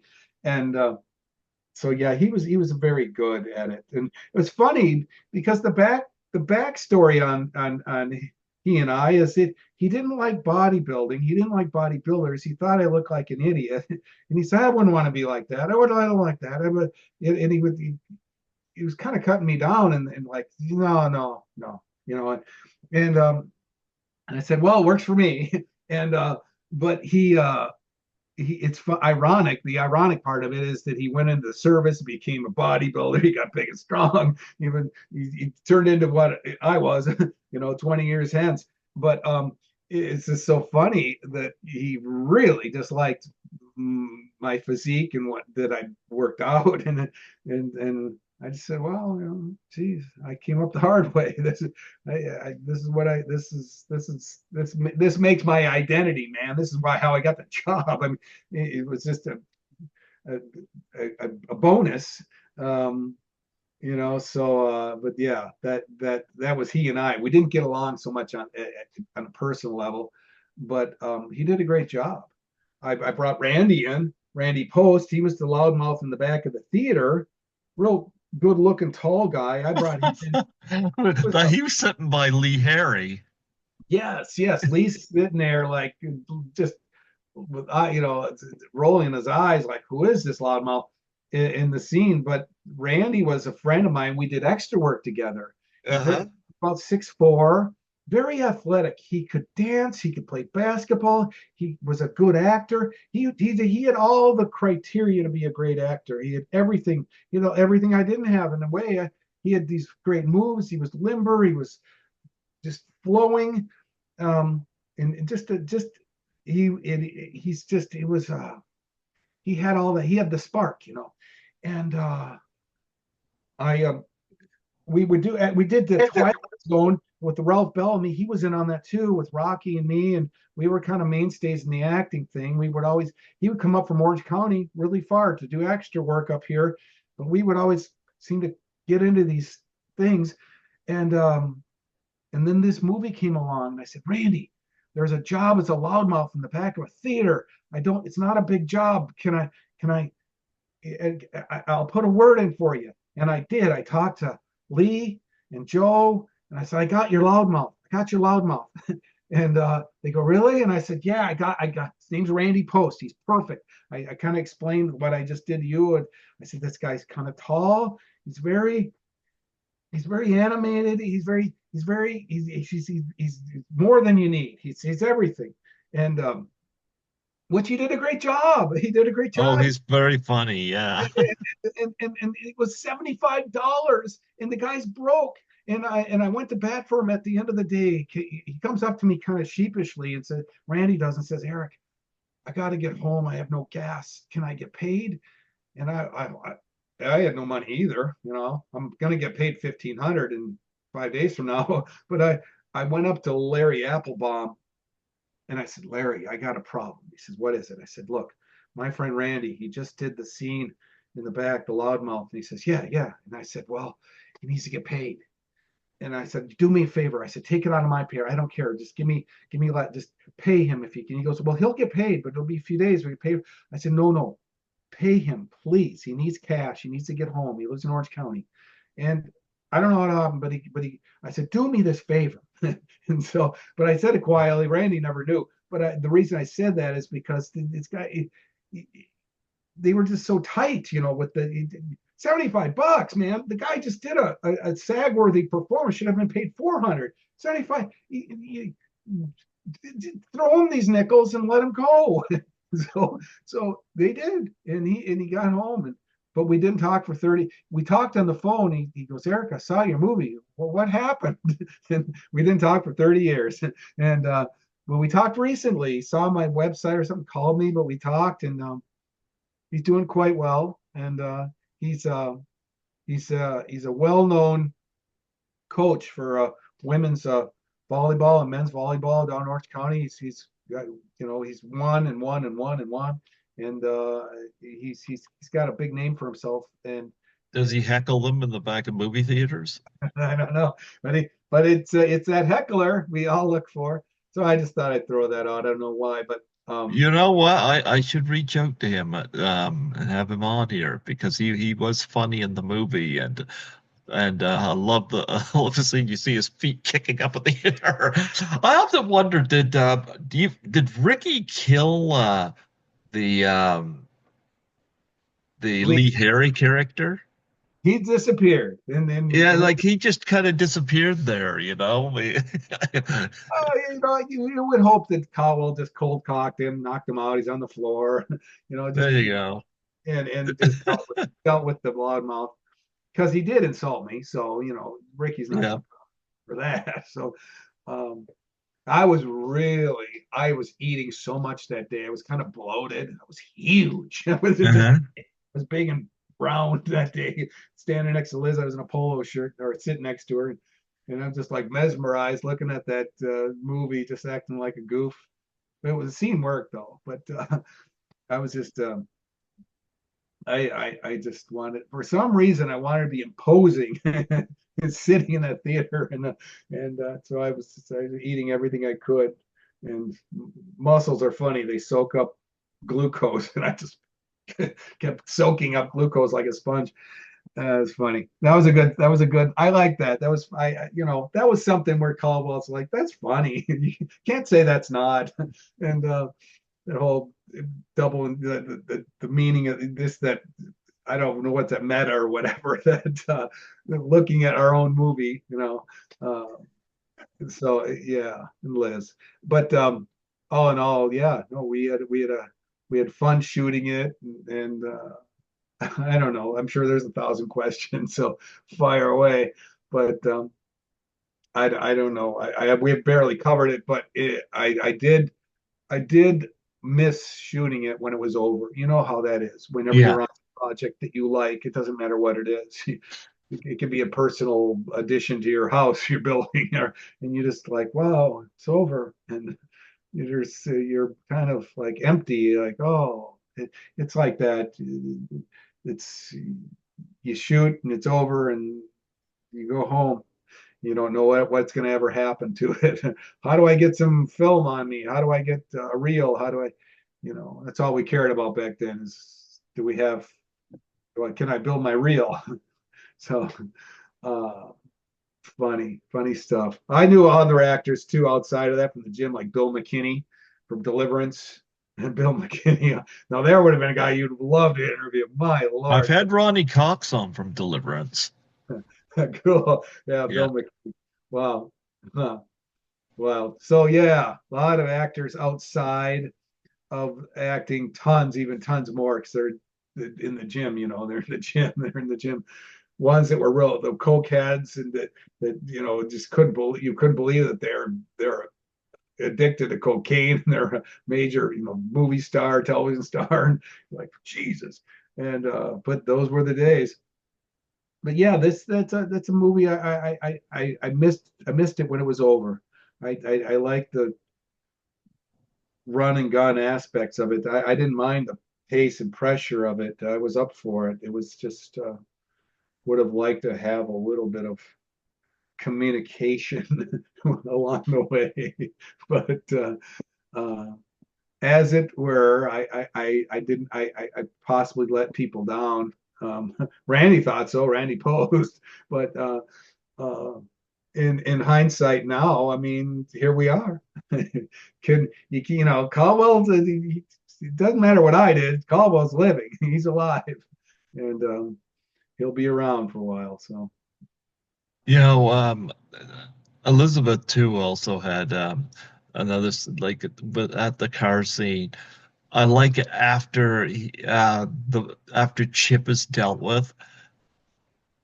She's like chastising you, and then the moment you're snapping into it and you yell naughty, she goes, "Oh!" runs away that take. yeah,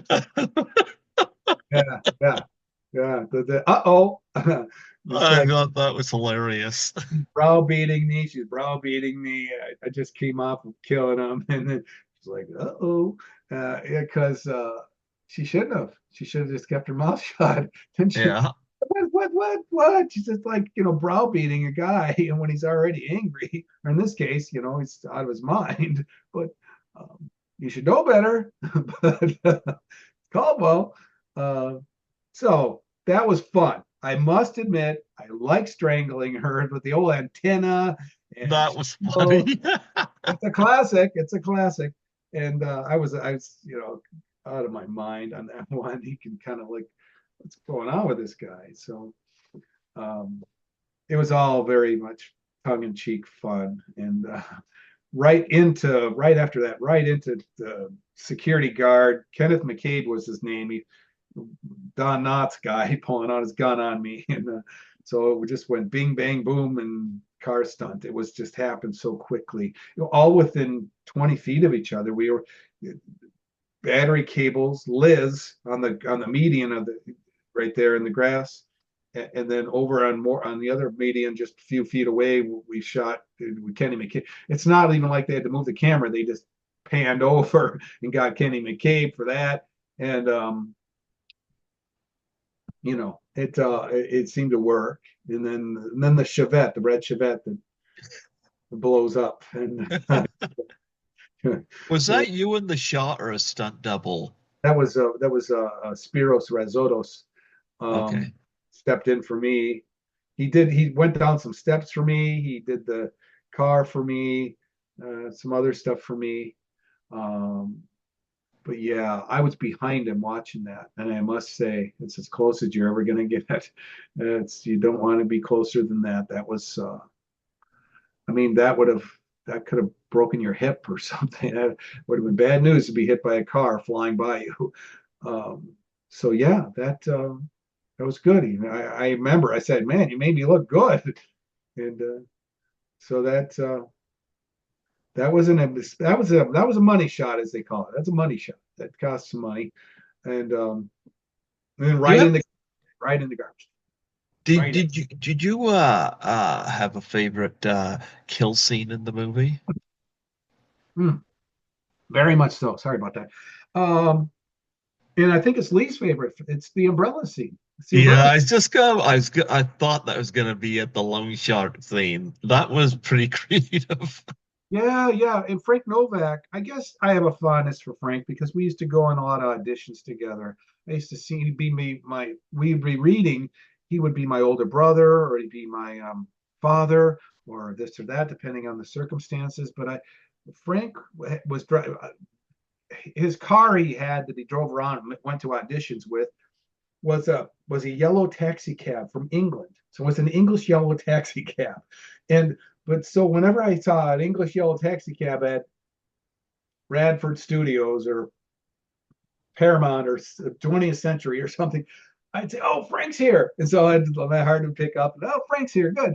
So that I got the audition with Frank, and so when in Frank, Frank's part of this loan shark, doing a great job beating up um, um, Lenny Rose, and Lenny's getting beaten, and for hours on end it seemed like we only see a little bit on film, but Lenny's just giving all his all to this getting beaten up, and I'm laughing my ass off because he's just putting 110% in and getting beaten up in the alley by Frank, and and then I come into frame, and I see the red handkerchief, and I of course go nuts. But Frank was a big, strong bull of a guy. I'm, real heavy. He was like 220 pounds of just rolling muscle. You know, One of these solid guys. And I remember he would bump into me in this scene, knock me off my marks. He'd knock me off my marks, and I said, "Frank, man," I said, "could you go easy on me?" I said, "This is all for show, Frank." I said, "You're big. You're like a rhinoceros. You're knocking me off my marks." And he said, "Eric," he goes, "Oh," he said, "This is what my character would do." And so I instead of like he could have said, "Oh, I'll go easy." Yeah, I got it. I'll make it look like I'm hitting you hard.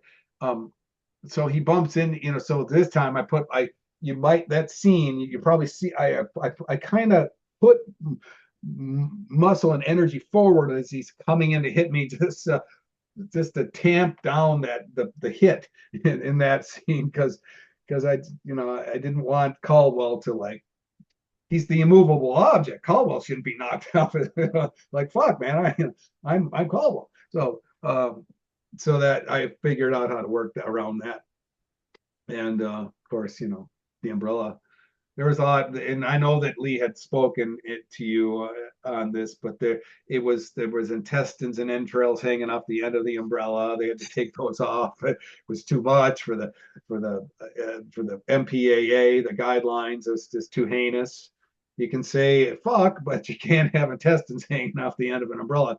So, but all in all, that worked well. In the water, so well, it was a water scene. It was a old leaded pipe with holes drilled in it over my head, and there was a garden hose attached to it. So basically, when the time came for it to be showering, they just turned on the water, and the garden hose fed a pipe with holes in it, and so it just kind of sprayed down on us, and that was the extent of the water, it raining, and so you I did what I did.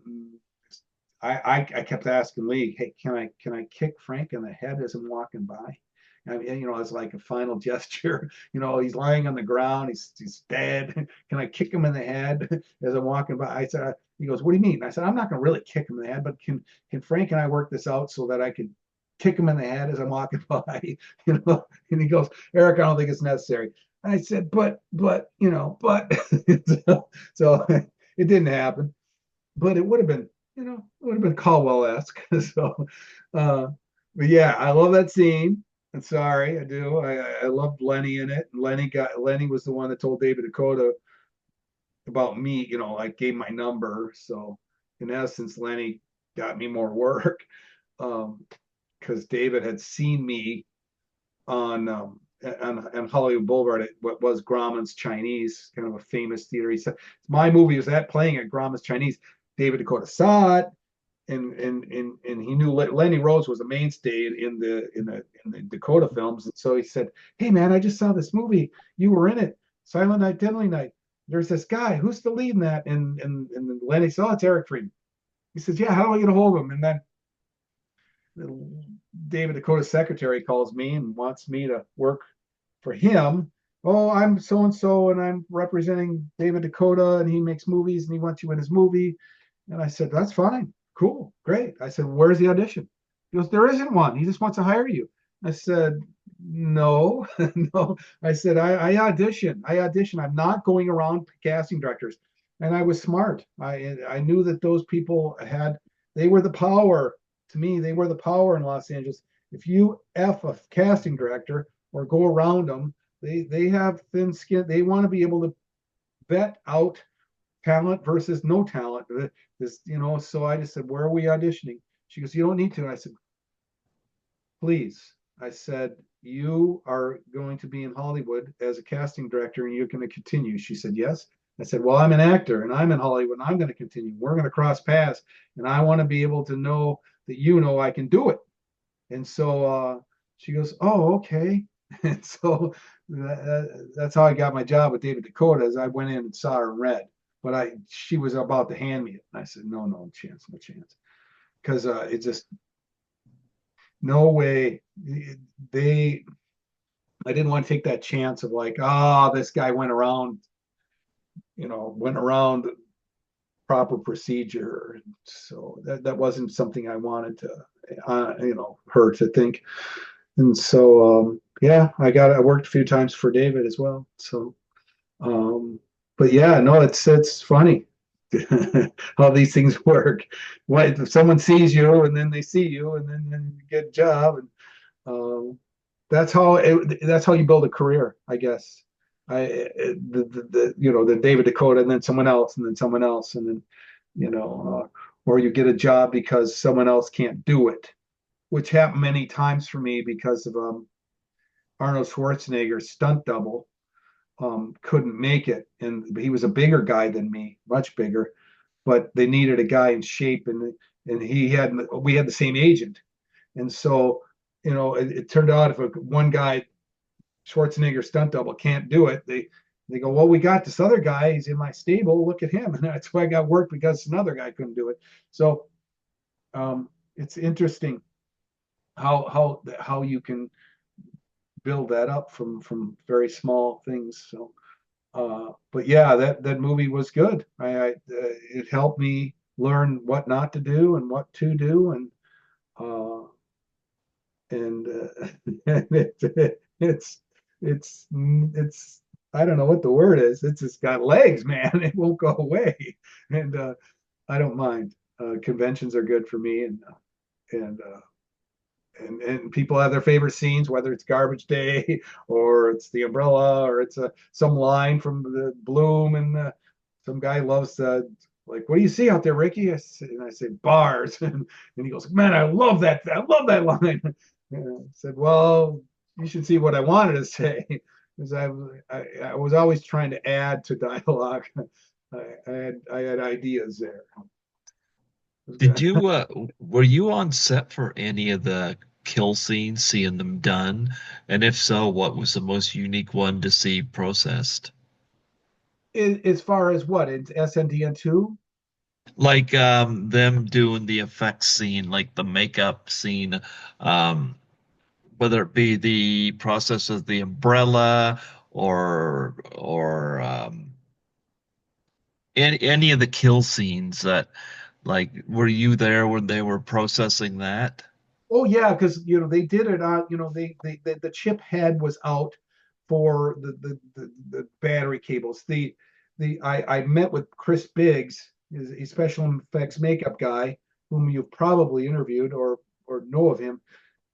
I met with him, um, uh, for I forgot the business of that. Why I met him ahead of time, and I knew all those special effects makeup people prior. Anyhow, was dating a makeup artist that she knew Chris Biggs quite well because she was a special effects makeup lady, and so I knew that little neighborhood of folks, and so it was very interesting. Yeah, I mean they literally were doing the, as you say, processing of the kill of chip and the battery cables along, putting it right in there. They brought in Chip. I lay him down on the bumper. He exits. They put the head in. I'm working with the head and the blowing up, and then they did the squibs right on the spot with the eyeglasses. The eyeglass. Luckily, they just prior when Chip was alive in the scene with me, he luckily puts his it was an oversight. They forgot to put the sunglasses back on him, but they did. And in a catch up, I don't know, like they did an extra little. Oh, we need to have him put his glasses on, so they had him redo that and put his glasses on so that the glasses were on when I pin him down, and then they it just blew up. They just had to blow up, and they were taking pictures, they filming all that. So I was there for all that, and then they get my reaction. They flip it around, and they get my reaction to his eyeglasses blowing, his eyeballs blowing up, and so yeah, I was there for these processing of these murder scenes and these death scenes because it was all integral in getting it for the night or the day or the shot.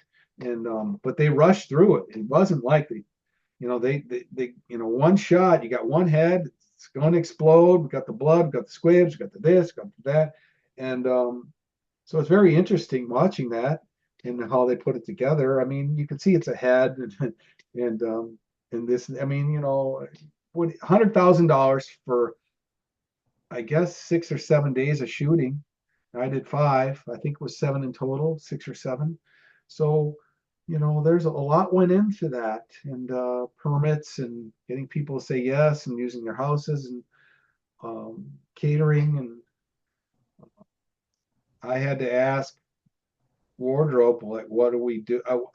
Prior to the movie, I went with like an assistant to wardrobe to Kmart.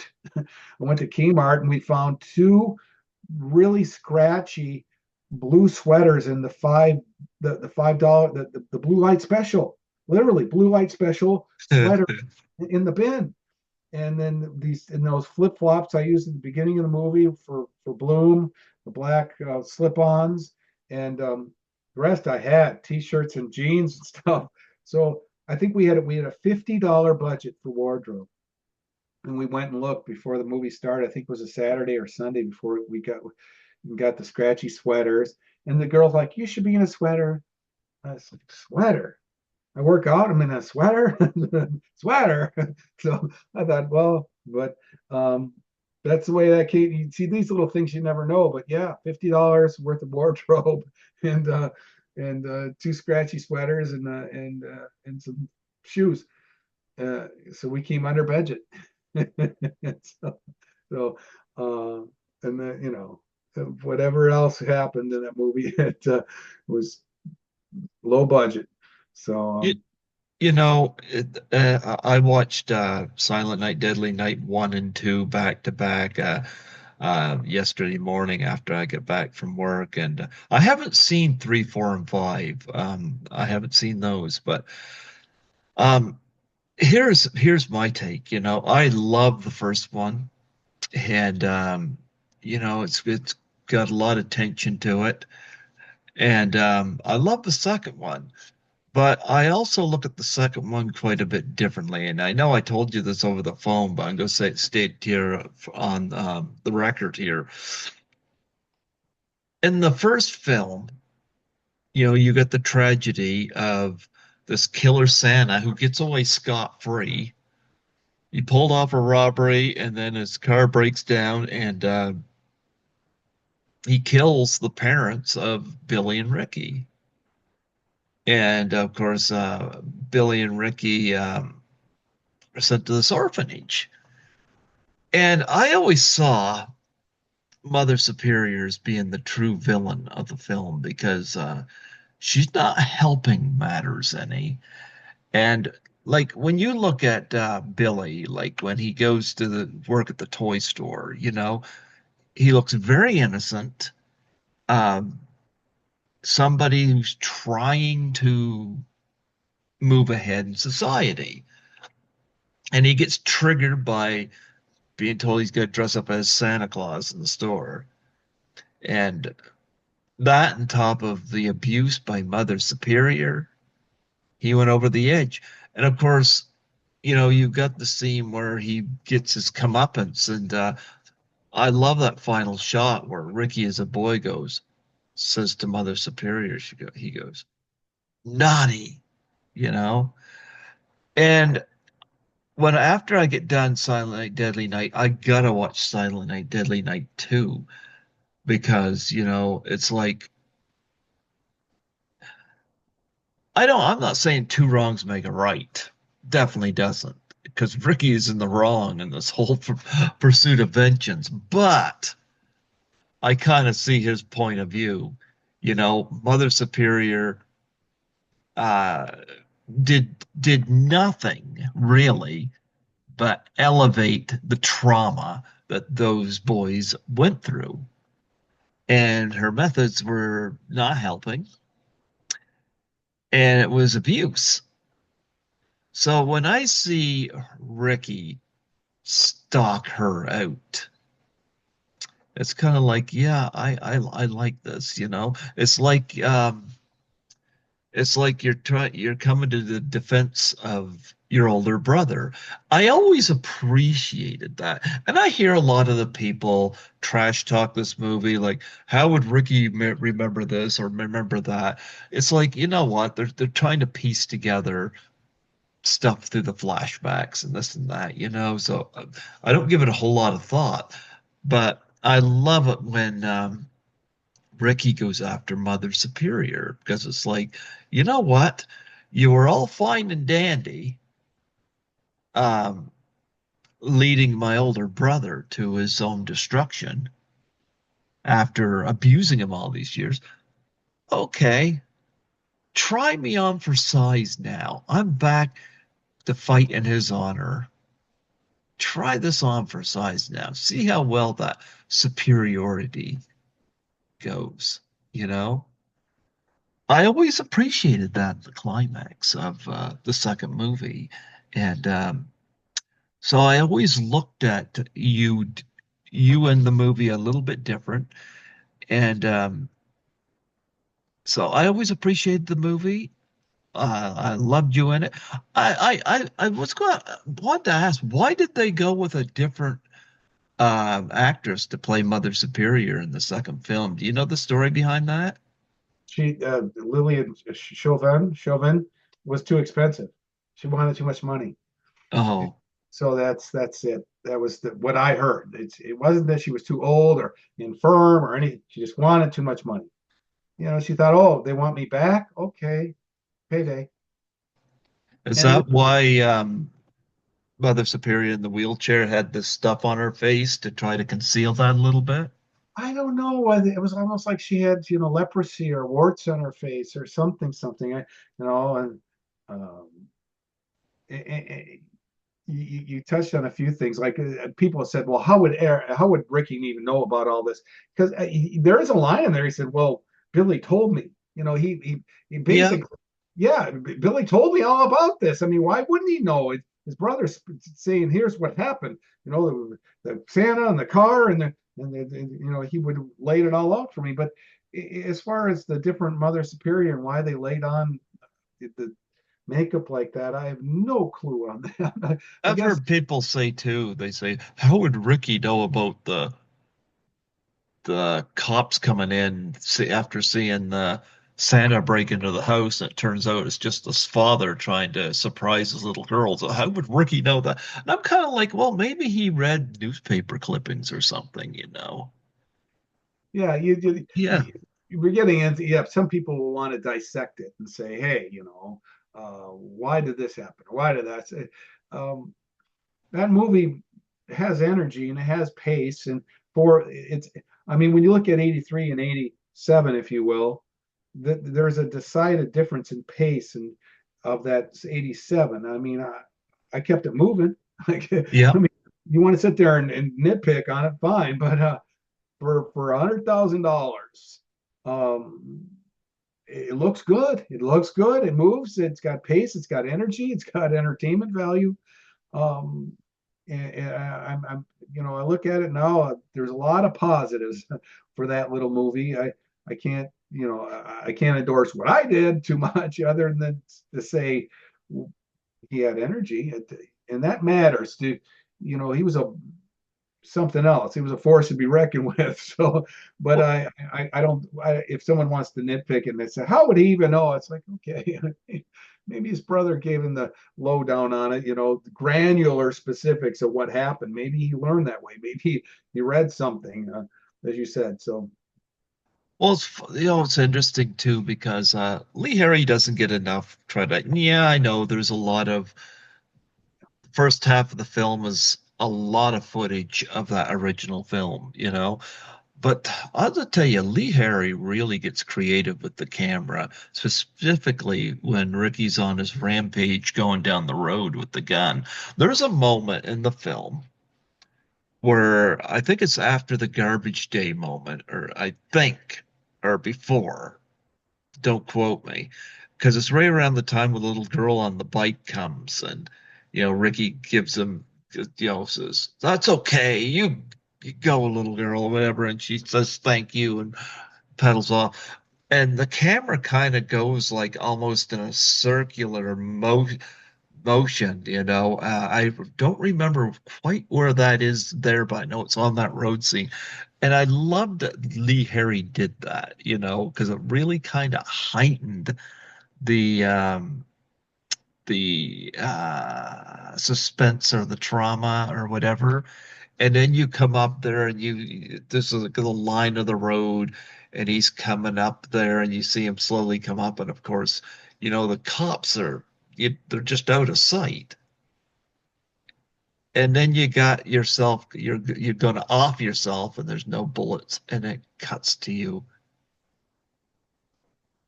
in the room, stuff like that. I'm like, Lee Harry doesn't get enough credit for. yeah, So I think a lot of people, they see Silent Night, Deadly Night 2 and they're like, well, about 50% of the movie is the original movie and flashbacks. But I'm like, yeah, but look what Lee Harry does outside that. He does some really good stuff. And I really love the kind of like, I'm going to say it. It's almost like The Shining, where you're coming in there, breaking the door down with the axe and stalking Mother Superior. There's some genuine tension there as you two kind of going your back and forth, and she's taunting you, and she goes, "You're weak, just like your brother," and kind of makes viewers root for you even more. But stuff like that Lee did, I gotta give him credit. He did some innovative stuff for his limitations that he had. Yeah, he did. He's very much, he won like a Steven Spielberg award when he was really young for some movie, some short he made or something. But he technically he would work with the camera to get these sh trick shots. I mean, he was almost like a young Hitchcock.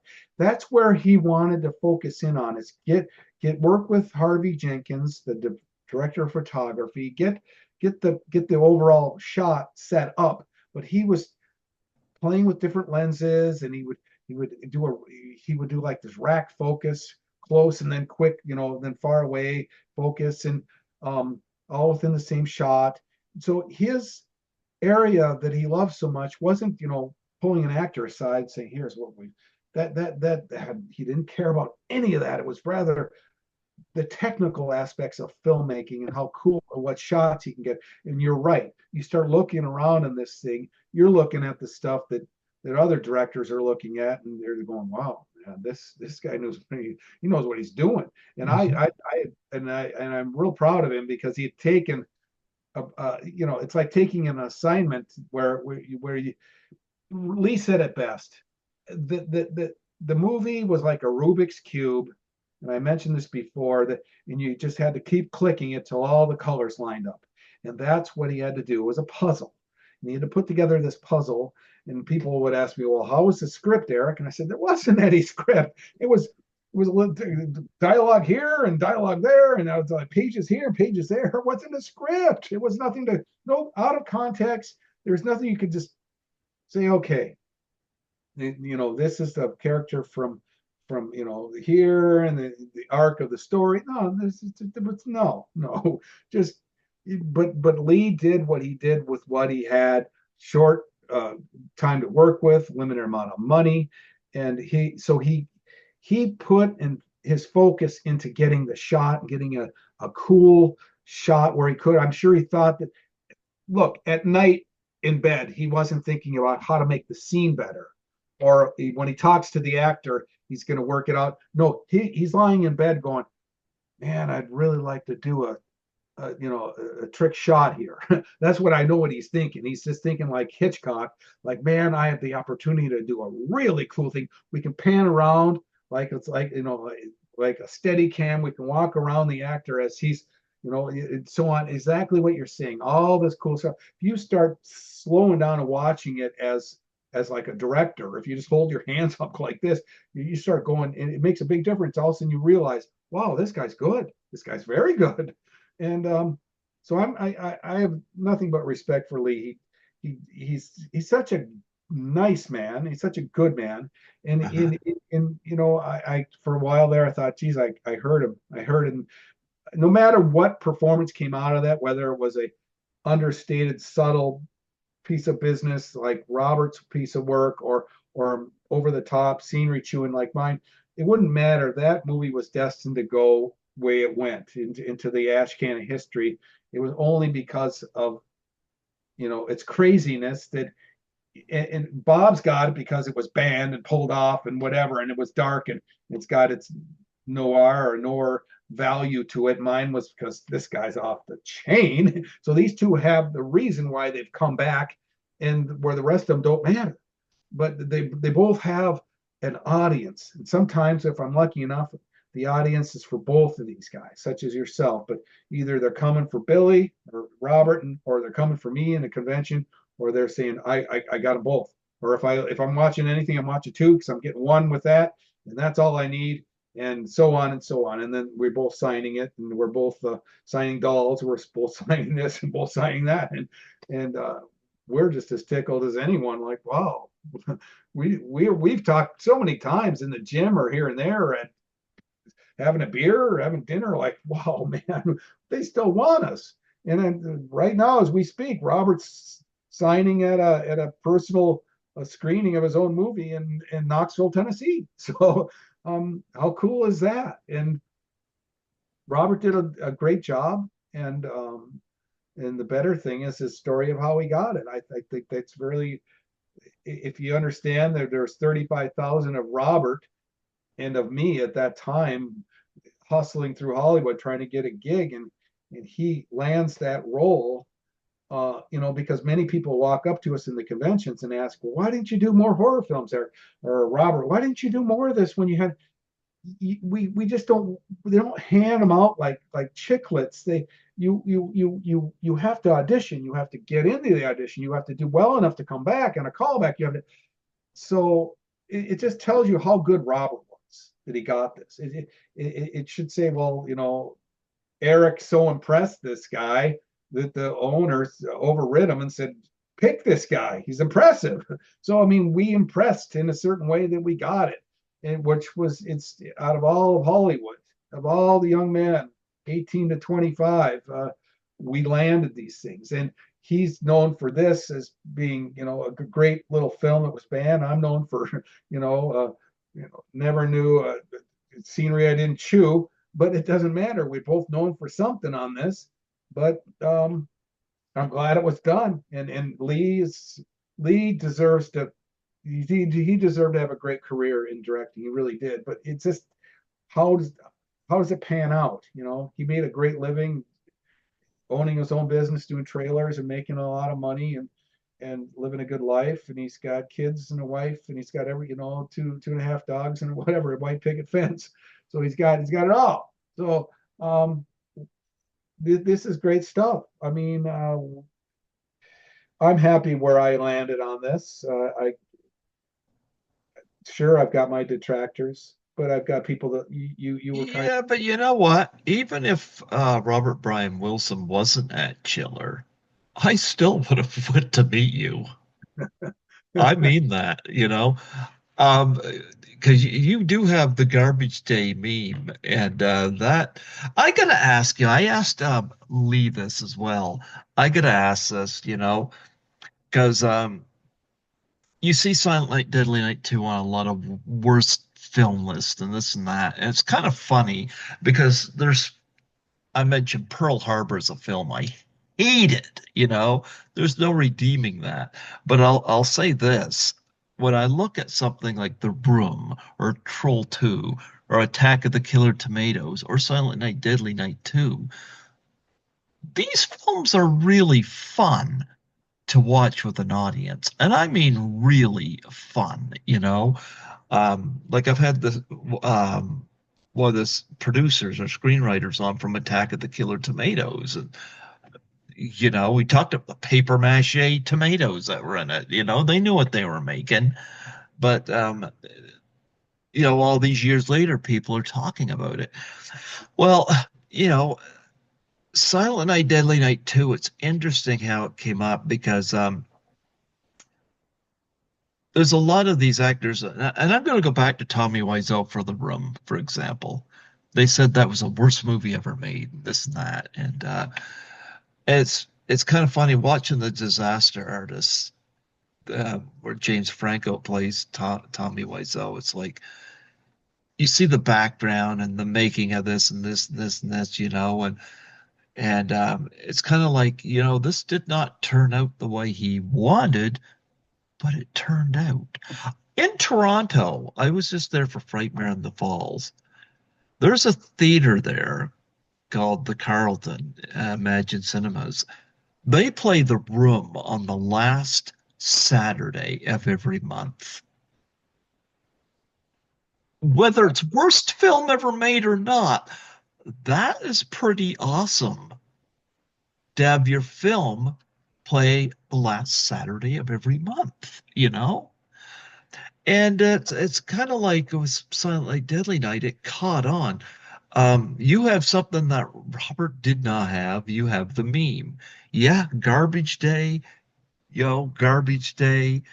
And Mel, I know I showed you the happy day slash garbage day thing on my phone when I was there.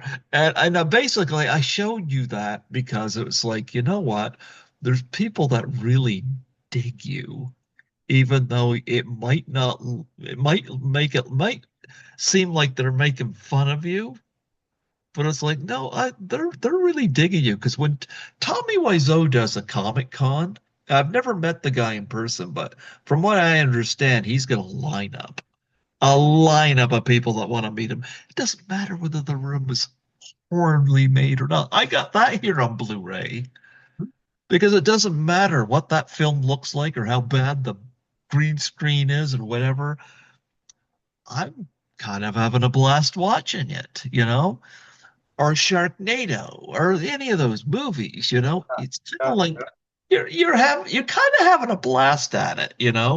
Silent Night, Deadly Night is one of those films, and it was a pleasure watching these two movies back to back. I got Linnea Quigley's signature on this one here. Um, but anyway, I wanted to know, and I asked Lee this question: Do you remember, like where you were or when you started hearing the resurgence of this and the garbage day and this and that and like gee, are people thinking differently about this than before? Do you remember anything about that or when you started seeing the memes? yeah. It wasn't that long ago, and yes, I remember exactly what. Um, I had to go back for a funeral. My brother died unexpectedly. It was a I'm strange. sorry. Oh no, no, it's all right. It's what happens. But I went back for back to the Minneapolis area from here, Los Angeles, uh, 6, 7 years ago. 6, 7 years. Oh no, I guess perhaps as far as maybe I'm a man, so I don't know time. Let's say 8 years ago.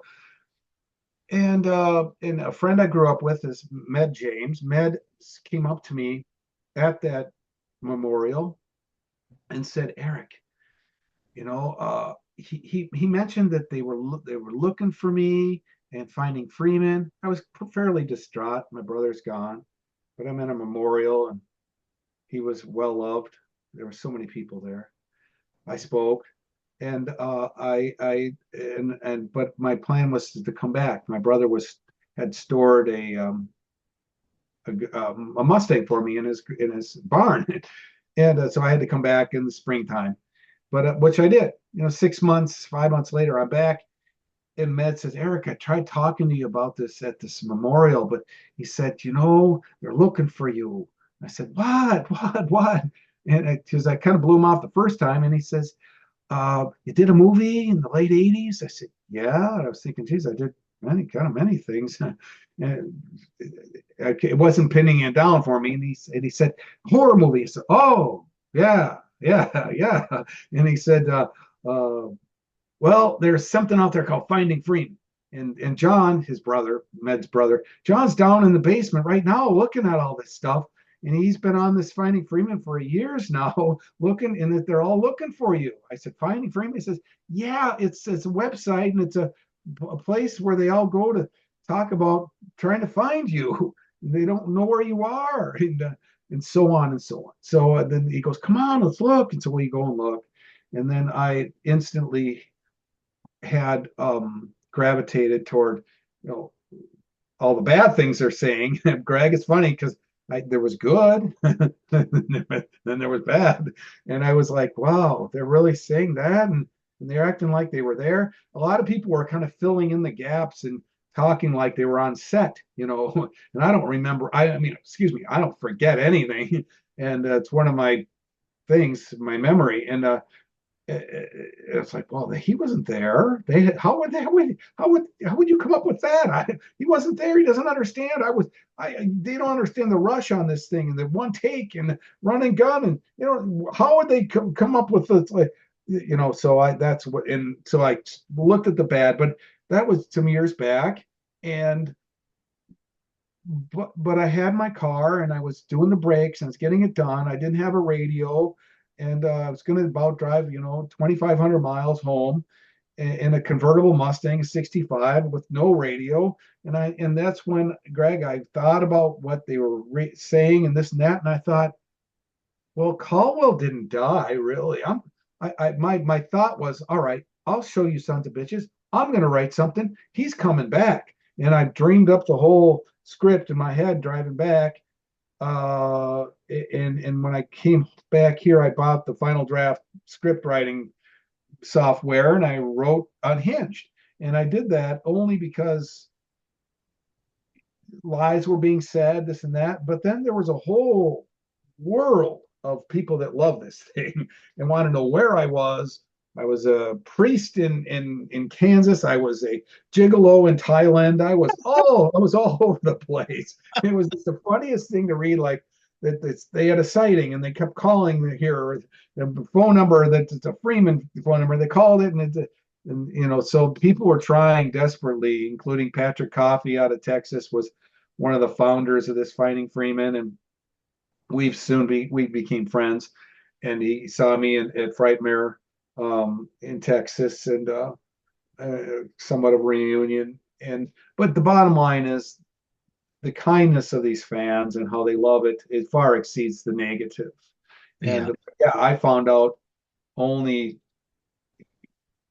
I guess, mostly recently in a sense of what this is all about. And that they're looking for me and they want to know where I was. And it's the love of the movie. And in a way, it probably helped that I did disappear, that it kind of built the mystique of it. And, memes and stuff. I even sent my own meme of myself into a text the other day. I was like, someone said you're a meme for years. I finally found it. I said, whoa, there was a garbage day meme. And there he is, doing his little thing with a gun. And I was like, well, I can send that off to somebody. And so, where else do you become a meme, or do you have a action figure or uh, little garbage cans? Oh, yes. I remember you were making those. and uh, and so I have the larger garbage cans, but and it's such a fool. I got these the other day. I thought I'd get them ready for Christmas, but it was a slow boat from China, so I didn't get them. But the point is where can you have this kind of reaction and love for something? And I do. I've got people all over the world that love me and for that. And so a couple of months out of the year, people come alive and want SNDN, and they come out to see me, and I sign, and we it's really they're meeting their guy that they've watched since they were 10 years old, 5 years old, 7 years old, and so there's people I meet that have bonded with their father over it, or their daughter had leukemia and there was their favorite movie until she passed away, kind of thing. So I get it all levels, and from things that'll make you cry to things that'll make you just belly laugh over these stories that people come in with to see me. So thanks for asking, but I'm relatively new to it. People have been, hammering away and Finding Freeman and all this for years before I'm just coming in to scoop up the adulation, I guess. But if it weren't for Robert's movie and me being able to tag along and given that break to do it, um, we wouldn't have it. So I'm not negative on it. And if I've said anything for the past hour and a half that I'm not negative at all. I just sometimes people get the idea that I just disappeared because of I shamed myself as an actor or something, but I just got taken out of the game, and Yeah. I didn't pay any attention. I knew this thing was going to die. It just, of all things that I ever did, this is what the zaniness of returns, and I have to live with it. I've seen videos where Robert Brian Wilson is talking at cons prior to me even meeting him years earlier, where he's like, I don't know what that guy did in part two, and or Justin Powell saying, they're kind of laughing at my performance, or others that love it now uh, back then they were like, whoa, but because they got to know me and realized that what the circumstances were making is so they're not as hard on, they just kind of like, yeah, everybody's kind of embraced it as this zany movie. And some were somewhat harsh in the beginning, but now they've even like, hey, Eric knows, he knows what he did. And so they back me up. And so I have that as well. So um, but yeah, I always just say I was Rick Van Winkle. I kind of went to sleep for 20 years and I woke up and they wanted me. Kind of like James Dean, more mystique is built from the guy after he dies. It's I had to disappear to get a following. So I lived here my whole life, and it wasn't until 2017 that I had really went anywhere. And it was when I went to Chiller, I went there with Lisa Langlois of the movie Class of 1984. She invited me to assist her at Horrorama in Toronto in 2017, and I've done four cons with her now. And she's become a wonderful friend. I just mailed her a calendar for Christmas yesterday, but she phoned me one day because she was the one that helped me when one of my trips to Toronto helped me get my passport. And funny because 10 years ago, if somebody ever told me I was going to travel, let alone go to New Jersey, I would have told them they were nuts. But I love Toronto, and it was my first time on a plane, and I dug it. It was like taking a bus in the sky. And she taught me about using the subway system and the shuttle bus and stuff, and I fell in love with Toronto. But she called me one day earlier this year and said uh, that she's going to be at Chiller. She got booked at Chiller, and she told me when the dates were, and I don't represent her, but I do go and I assist her. So I had to scrape the money together to go there because I heard a lot about Chiller, and I knew that was a big one. I was like, okay, I'm going to go make this my first one in the States. Now, when I'll do another one in the States is well, I guess as good as yours, But I went to this and I had fun at it and met a lot of people.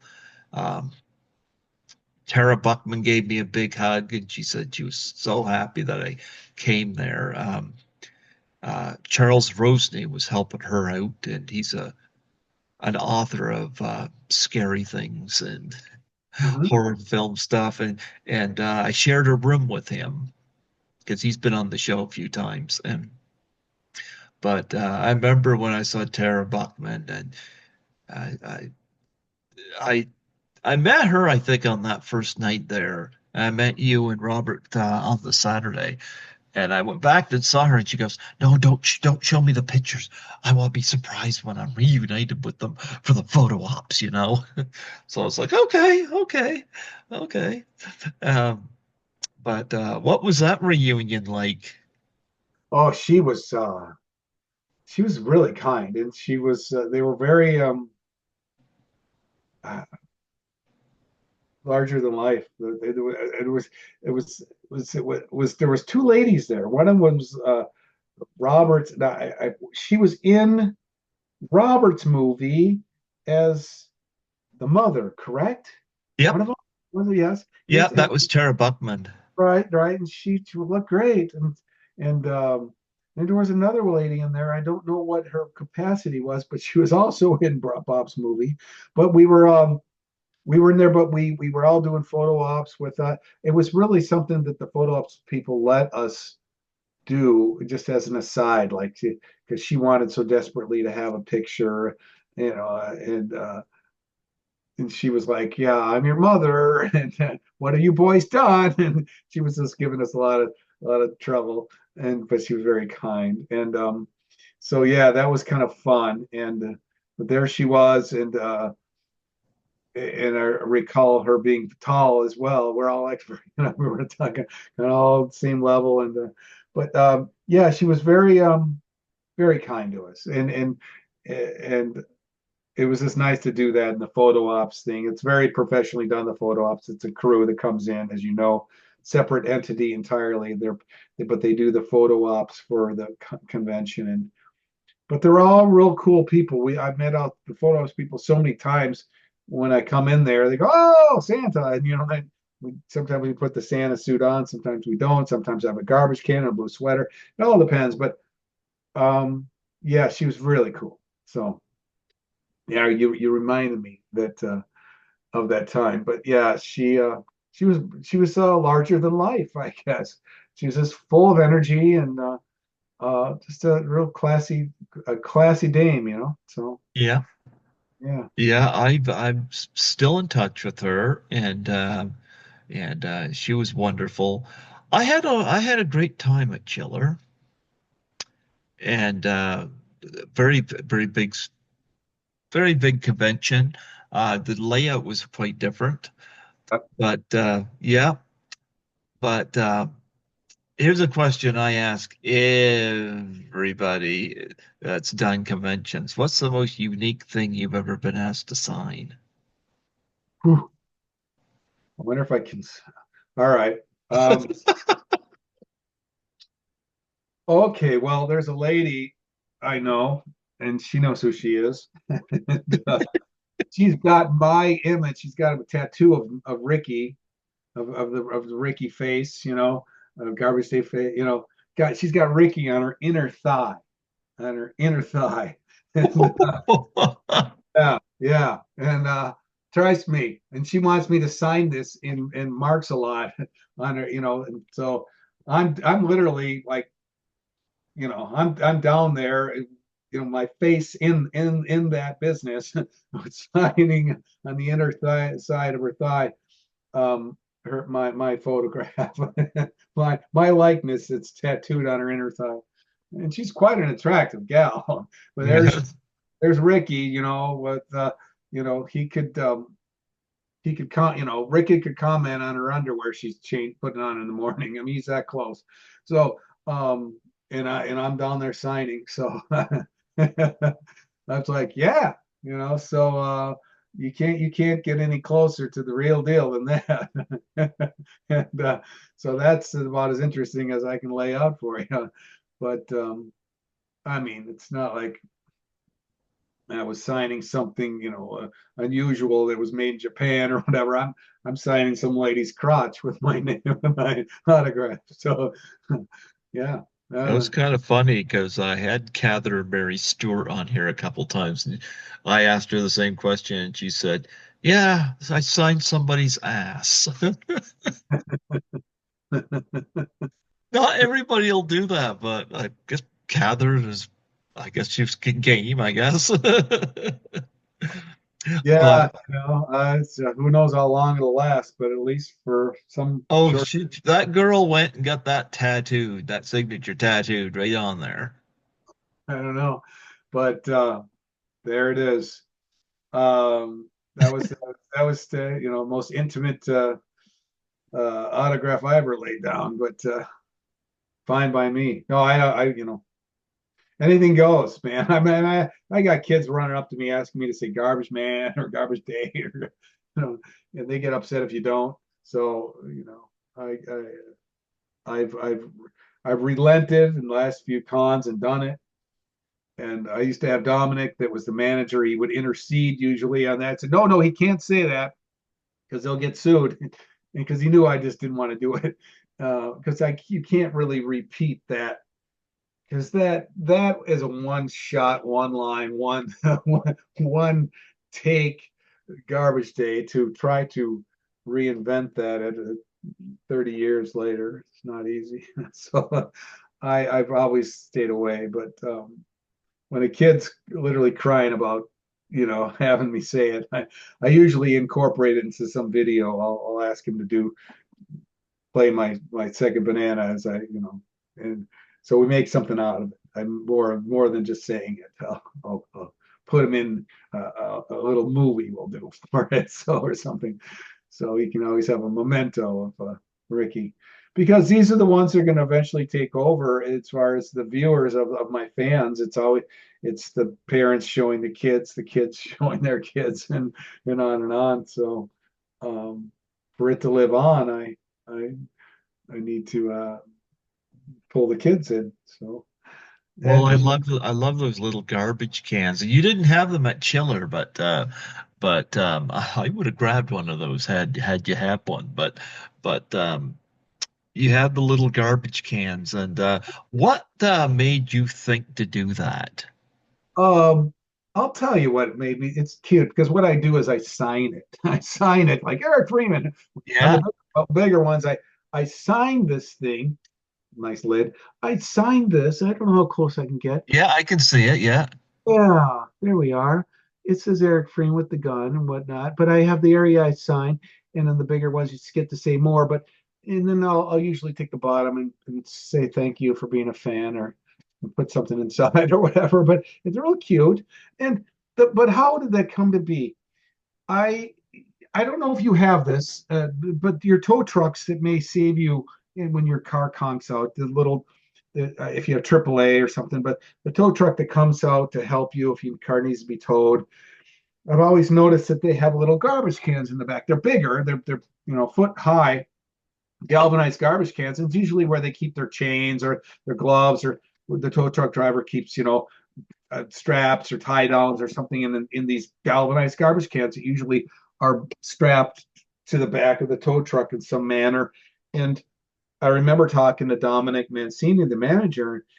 He said something like to me, "Well, Eric, you should sign garbage lids or something, garbage can lids." And I said, "No, no, it should be garbage cans." I said, "You know those garbage cans in the back of tow trucks?" And he goes, "No." And I said, "Well, you should start looking because you'll see galvanized garbage cans. I should get mini galvanized garbage cans, and we should get a sticker." And we should, and this, and so Dominic made the sticker. I got the cans and I showed him the can. I sent him a picture of the cans that came from India, the larger ones, the 9-inch tall ones. And I said, yeah. And he made a sticker and went to Sticker Mule. We all know Sticker Mule, but he went to a sticker place and got that sticker made, and it's larger on the larger can. But this little sticker, I miniaturized it for this sticker mule, and they were $1 a piece. And which you'd think, wow, that's a lot. But the bottom line is it's so it was born. It was the garbage cans, and I was selling them in Australia, selling them in Germany, selling them in Sweden, selling them in you name it, all over the world. When I put my website up, and it was garbage cans, garbage cans, garbage cans for 2 years straight, and then it was posters and garbage cans, and the 8x10 of the garbage day. Those were the sellers. But yeah, and I got rid of my website like a fool. I just because 9 months out of the year it's dead as a corpse, and then it comes alive. And I said, I'm paying for all this. I'm paying for this dead website, but I'm Ricky's only popular, in the winter. So, but yeah, I'm going to get my own website, and I'll be back with the cans and whatever. I'm going to sell those on eBay till then. I need to make a video, and and and the cans. I thought the little ones were cute because they're easy. They're stackable. You can put 50 of them in a tiny box, and people like.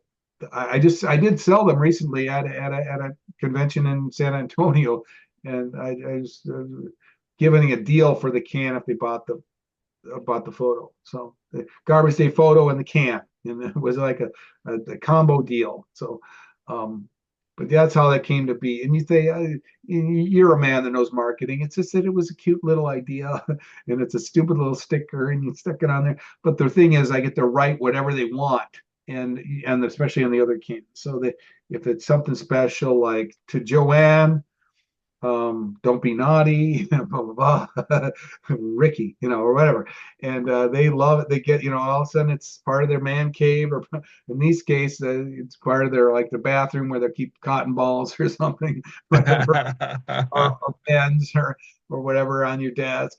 So no, it's very neat and stupid and but but it's a memento of the conventions of going there, and they can it's not bulky and you can take it home. And so yeah. Uh, and the posters came from that poster I literally tore off the wall all those years ago when I was a 20-year-old kid. And I just it was all cracked up as any poster would be, those thin little paper posters. But I had digitally photographed it, and then I shrunk it, and I sell beautiful posters, real thick ones, better than the original. So it was always posters, 8x10s, and that was and then signing the poster, signing the 8x10, signing the garbage can, and it's big stuff. It's big Caldwell-esque business. So, yeah, they're out there. The fans are out there, which I much, but I just want to say thank you to them because it's crazy, crazy. They like it, and we just we just get along. It's I'm a happy has been, and they like what I did, and good. So You know, it's interesting because of the garbage can thing. And I've told this, like I remember Nancy McLaughlin, who I'm in touch with from Friday the 13th, Part 6, Jason Lives. She's been on here a number of times, and she called me one night and she asked, what does Lisa do for conventions and this and that? And I told her, the headshots, photos from the movies that she's in, and maybe a t-shirt or something like that. And as I got talking to her, I said, in the movie, when you hit your death scene, I said, you got an American Express card floating in your hand because there's kind of a joke, don't leave home without it. Because Friday the 13th, Part 6, Jason Lives had a lot of humor in it. And I gave her this idea of doing these little American Express cards. In fact, I think I might. Yeah, I do. ah, American Express card with her face on it. there you are. Yeah, And she could sign it and then they hand it to him. So that's kind of cool. yeah. And so she had made those, and I was talking to Leslie Hoffman from A Nightmare on Elm Street. She was the woman that the hall monitor that Heather Langenkamp bumps into, and she goes, "No running in the halls." And I said to her, I said, you should make little hall passes that the fans could get at the conventions. And she's like, that's a great idea. So they have their hall pass. So yeah, so the garbage can thing is a great idea. Yeah, something very, very different. And yeah, I imagine those are quite popular. And Yeah, yeah. no, they seem to be. Heather Langenkamp, I did a small piece of work, although on television, it was all week. I was on that show, just the 10 of us. Was Uh-huh. she was the lead on that show. She wouldn't remember me. I remember her though. And I remember my piece of work on it. I was like the bodybuilder, flexing, as a in the entry way of the gym or something. How's this? And I'm, hitting all these shots, and she goes, "Oh, you look great, Paco," or something. And then I trotted off, and that audience exploded. It was like my first taste of like, wow, wow, I didn't realize that I would have that kind of impact. And but yeah, she was on a great show called Just the 10 of Us, a TV show. It they didn't give it its due. It was a great show, it was great. Everything was good about it. They just didn't let it get its sea legs and they pulled it. And Yeah. Kirk Cameron, it was a spinoff of Kirk Cameron's show. Because Kirk Cameron I remember he was right next to their sound studio. He was playing the guitar on sitting on his steps of his Winnebago, and I was talking to him, and I was on that show for the week because you rehearse and you wait for Friday till it's a live audience and you shoot in front of them. And yeah, yeah, she's big stuff. That's what I'm saying. She's big stuff.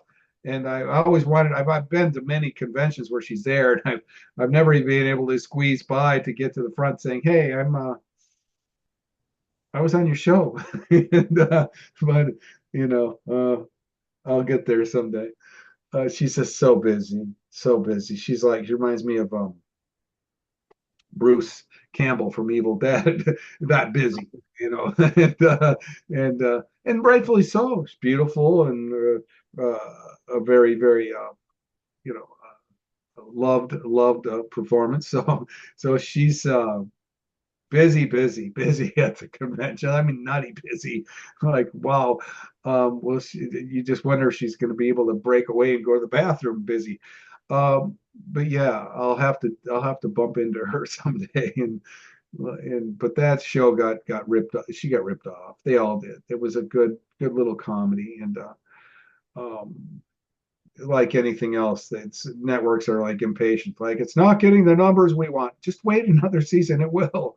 But if they don't see immediate satisfaction or gratification, they yank it, and so um, it could have had a chance.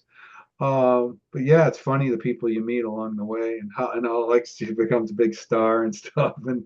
And although maybe the average person doesn't understand the horror genre or whatever, she is big. And all these years later, for her work, and that's exciting. I mean, how lucky do you get when you 20 years later, 30 years later, Robert's coming on 40 years, and it's not letting up. It's not letting up. So it might be letting up for me. I don't know. I always think I'm the Maytag guy. Like nobody's going to come see me, but they do. People do.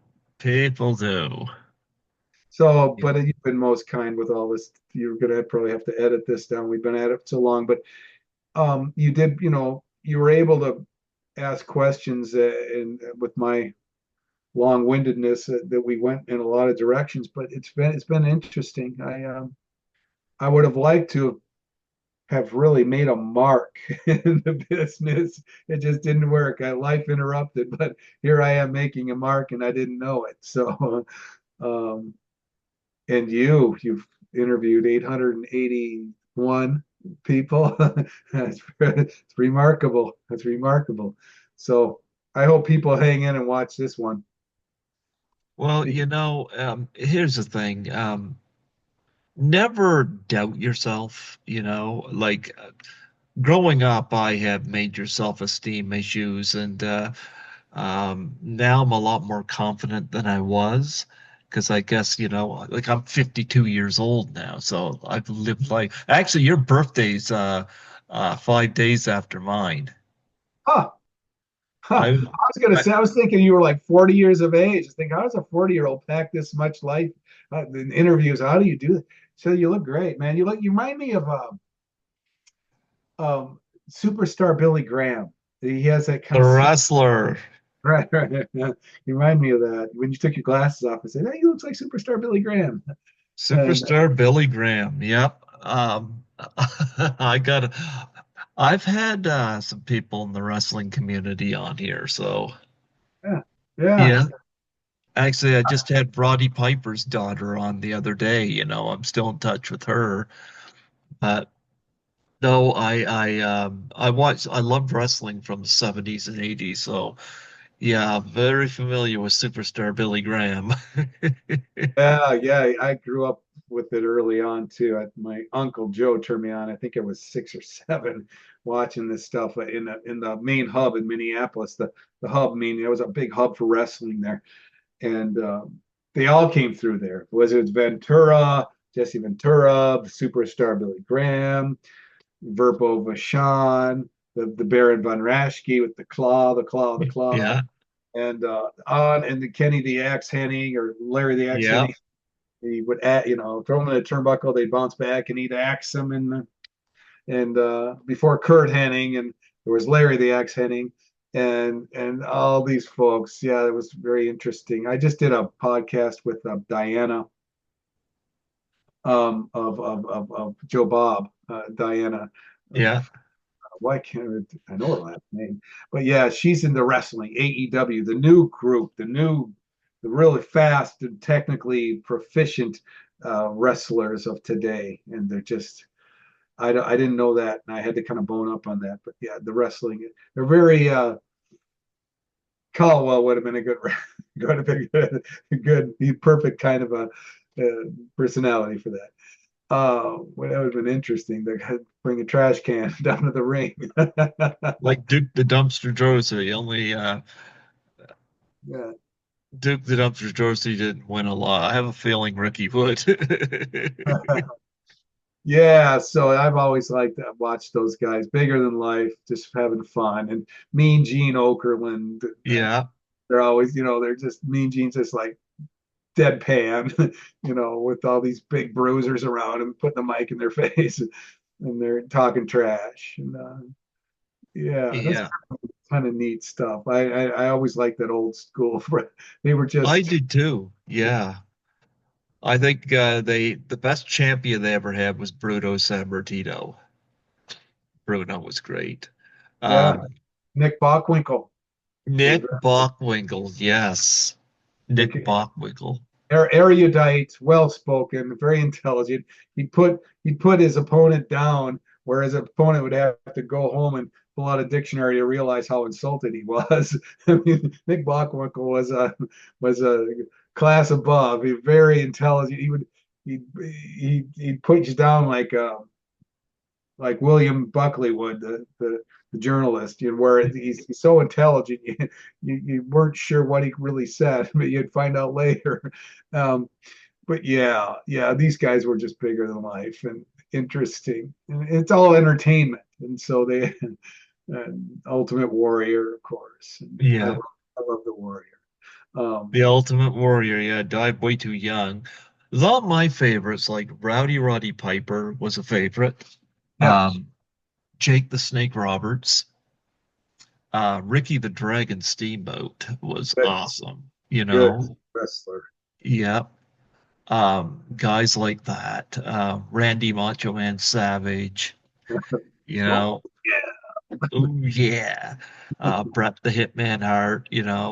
Um, and then there's some of the other guys like I always like, George the Animal Steel. Like I got a lot of those rubber wrestling figures, like the ones that were pre-posed, the rubber ones. I got a few of those at Chiller actually. yeah, yeah. Yeah, George Animal Steel. I almost forgot about him. There was a guy, perhaps you know him, just in a quick aside, wrestler, but he was in the Minnesota area back when I was a tot. But he was scary. He had this long black frizzy hair, big mountain of a man. But he'd bring a file out with him when he was talking to Mean Gene. But he'd file his teeth, and they were all points. He was a scary. Oh. The Yeah. only guy I could think of that did that was There was Verpo Vachon, and he wasn't well, Verpo Classy Vachon. Freddie Blassie, I think, did that. God, that was scary. The guy was teeth were all points. He looked like some crazy animal out of a cave or something. I was like, wow, he's going to some limits here to be a wrestler, isn't he? And but yeah, these are indelibly etched in my brain. These guys. Another one that I always liked was Terry Funk. Yeah, yeah, yeah. Oh, Terry. His brother Dory Funk Jr. is 83 and apparently he still steps in the ring. I'm like, really? uh, Oh man, yeah. I like a lot of those guys, and um, I don't watch so much of it today, although I do think the women's wrestling is a lot better today. But I've had Princess Victoria on here 4 times. She does not like Vince McMahon and she does not like Hulk Hogan. And she yeah. definitely doesn't like the Fabulous Moolah. She definitely had some issues with them, but she gave a great, I've had her on here 4 times. Roddy Piper's daughter, Ariel, comes on here every year, and she's a delight. And I've had Larry Zbyszko on here. Mm, mm. Yep. And yeah, no. I love wrestling, especially from the 70s and 80s. It's always been great stuff, you know. But I was going to ask you about one more film before we close off, and that was another one you did for David Dakota called Murder Weapon. You know, Mhm. Linnea Quigley I've had on here, and I've met her a couple times. Yeah, Linnea was a nice girl. She was co-producing that movie. Uh, in typical fashion, David Dakota will rent a house, and that's where you shoot the movie. And in this case, he rented a house that had a swimming pool and a small little, I guess, cabana on the side. But yeah, we had dialogue. Linnea and I had dialogue poolside. I think my legs were in the pool. We're sitting on the edge of the pool talking, and tons of this back and forth dialogue. And but I got hired to be on that. There was an ensemble cast, I guess. I had another scene that was coming up where Lene and I were to go get beer and get in the convertible in the garage, and it was written entirely differently, Greg. It wasn't really how it ended up, but I was a little bit taken aback when I read the dialogue on paper, and but to get to that scene, I will. But I remember doing some other scenes, just to let you know how David is. I was doing a scene with a guy, just got done with the pool, and because David would go like this, I said, I the more I said, David, what do I need to know for today? And he goes, okay, get familiar with pages 5 through 8, 17 through 23, 36 through 52, and 77 through 86, whatever. So know everything you're gonna know all of it because I may just bring it on you. It's not he doesn't care. He just get ready. But I have this scene with this guy after Linnea. I have this scene and the guy forgets his lines and but I knew his lines, and you have to know their lines to know yours because they're usually they say their last line. It kind of triggers you to say yours for the conversation you're in. But he forgets his dialogue, and I remembered his dialogue, and I knew David. I knew him enough from doing something else with him that he doesn't screw around. If the scene goes bad, he will literally cut and print and will use what he can, and he'll move on. And this guy goes up on his lines and completely blank. And since I knew what he was going to say, I said, I know what you're thinking. You're thinking I'm going to burn you. I'm not going to burn you. I'm taking it because his line to me is like, "You're going to burn me, man." This. And I said, "I know what you're thinking. You're going to burn me." I said, "I'm not. I'm going to burn you. I'm not going to burn you." And so I use his dialogue and my dialogue, and mix it together, and I kind of have a long, my own scene with it because the camera's on me, and so since he went up on his lines, I just continued and then David goes, "Okay, great, cut." And this guy's fuming. He's like, "Hey, man, I forgot my dialogue. Are we going to do it over?" And he goes, "Nope, nope, nope. We were fine." This guy got shut out completely. Just the back of his head. They're shooting like behind him to me, and I'm getting it all. So I got the whole effing scene, and and it was the perfect time when I don't know what David said to him. No, no, we can cut to something else. Don't worry about it. I think they did, but it was that time when I said, David, I got something. I got a problem with that. We're to go into the convertible in the garage. And he says, yeah. What about it? I said, well, look, it reads I'm supposed to hop in the convertible, be making out with Linnea, and then I'm supposed to get so uh, sexually excited that I come in my pants. And he says, yeah. And I said, well, this is a problem. So, this is a problem. And he goes, what is the problem? I said, look, Dave, I'm trying to build a career. Right? I said, I can't just, get sexually aroused by kissing Linnea and then ejaculate in my pants. And he's Why going, not? yeah, that's what he said. And he says, well, what do you suggest? And I said, and I didn't think we'd ever get that far. So I said, well, what if, what if I'm making out with her and I said, hey, baby, I don't want to make love to you in your car. I respect you too much. How about a blowjob instead? So he laughs, but he turns on his heel, 180, and walks away. He's off to another scene. And I said, oh, fuck. I said, I got to do this. I got to do this. I got to ejaculate my pants. So I leave and I'm waiting for that scene. And so we come in through this side door into the garage. We just pile into this convertible. The door stays shut. We just jump into the convertible and she's in there. I'm in there. It's like a convertible Plymouth Valiant. I mean, it'd be worth oodles of money today, but it was just a pile of shit old convertible in a garage. And we're shooting this in a closed garage. So we hop in, we pile in. I'm making out with her. I'm, kind of feeling her up and not because I want to be respectful. She's not really kissing me. She's just kind of rubbing her face on my face because the camera's not really seeing her, but the camera's really on me and she's behind me in a way that she can just kind of fake kiss me. So she's fake kissing me and I'm making moves on her and whatever, whatever. And I think, and the whole time, Greg, I'm going, oh, fuck, man, now I got to come in my shorts. And so, but then David yells out, he goes, okay, give us the line. And I said, give us the line, give us the line. I'm thinking in my head, I'm like, I'm working as fast as I can, like my brain's a computer. I said, give us the line. And I said, oh, my line. And so I stumble it a little bit, but I say this line is Caldwell-esque. It's just so awful.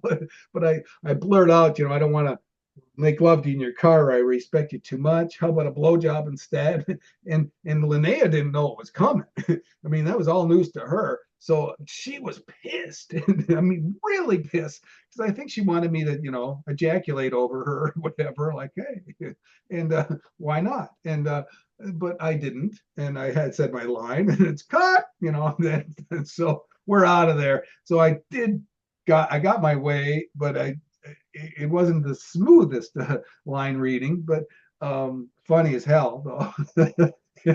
So it's in the movie, and I was there, and I got killed. I got killed in the garage or something, and it was, but as everyone else got killed eventually. So, but that's a David Dakota film. You have to be up on your up on it, know your dialogue. You're not going to be coached. You're not going to be pulled to the side. And he's, well, give me more, give me less, or no.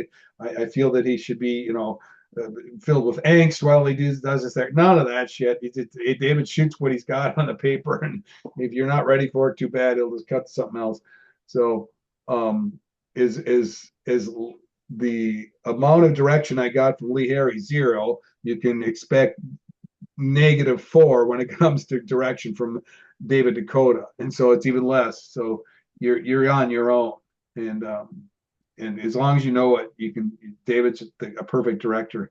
He's on time, he's under budget, and he puts it in a can, and they're all happy with his work. And he's a big Canadian director, so he's up in your neck of the woods all the time. Hallmark movies of the week, this and that, you name it, he's up there. I think he's been up in Canada more, I think, than the United States. So he's busy. You still do stuff with Piswell? We were supposed to do a Christmas stream like a Thursday ago, Mm-hmm. and we didn't. I was under the weather from that last con, and because it was in a bad place. It was drafty as hell, 50 degrees. It was like Arctic. Well, I felt like a Canadian blast every time those entrance doors. We were in a mall, but I Yeah. guess, and so, but we are supposed to do this or they're supposed to do this Christmas stream. It's an annual event, but he wants to do it now on Christmas, New Year's Day. So, Okay. but yeah, it's something like he said, I've got an idea. We'll call it a new year and a new you with Eric Freeman, something like that. And I said, a new me. I said, where am I going to dust that guy off from? And I said, he just laughed. So I think Chris, New Year's Day. so, I so I listened to his podcast and videos and stuff on there. So he seems like a very genuine guy. I don't know him personally, but I know you've had connections with him on there, so that's why I asked. No, he's much like you. He's a real salt of the earth, just the nicest guy. He's really kind. He's a really kind man, and I think it comes from his upbringing of not having his father leaving him, and much like I think that we're very simpatico in that respect. He and I, because we both had uh, fathers that left us quite early. So, um, and what happens is you become sensitive. He's a very sensitive, kind man. He considers the feelings of others first, always. I kind of put that together. As soon as I found out his life story, I realized it was so much like mine that I can understand that we feel the same for our fellow man. He's got a brother that's autistic, and he takes Yeah. care. And you can't find a kinder man than him. It's amazing. You're like that. I can tell. Justin Beam is like that. Justin Powell is like that. Lee Harry is. These are all Scott. Um, God, my Scott Perlman is like that. He's a television producer out here. It seems like the friends I know are all just the kindest people. I mean, just unbelievable. I feel like I'm a shit. I'm not nearly that kind, but I'd like to be. But they're all, and you can see it comes from some sort of, not either a broken house or a situation or upbringing. The introverts becoming extroverts, and so you understand. And I was very much the same way, um, starting out. Where my identity came from the bodybuilding, where I got my confidence. So that's I would say that's how it came for me. The introvert becomes the extrovert to a small degree, enough to do not be nervous in front of crowds or be able to do camera work or dialogue or whatever. Was probably the impetus was probably bodybuilding. But however it comes. Whether it comes from 881 interviews where you know your stuff at some point and you can do great work.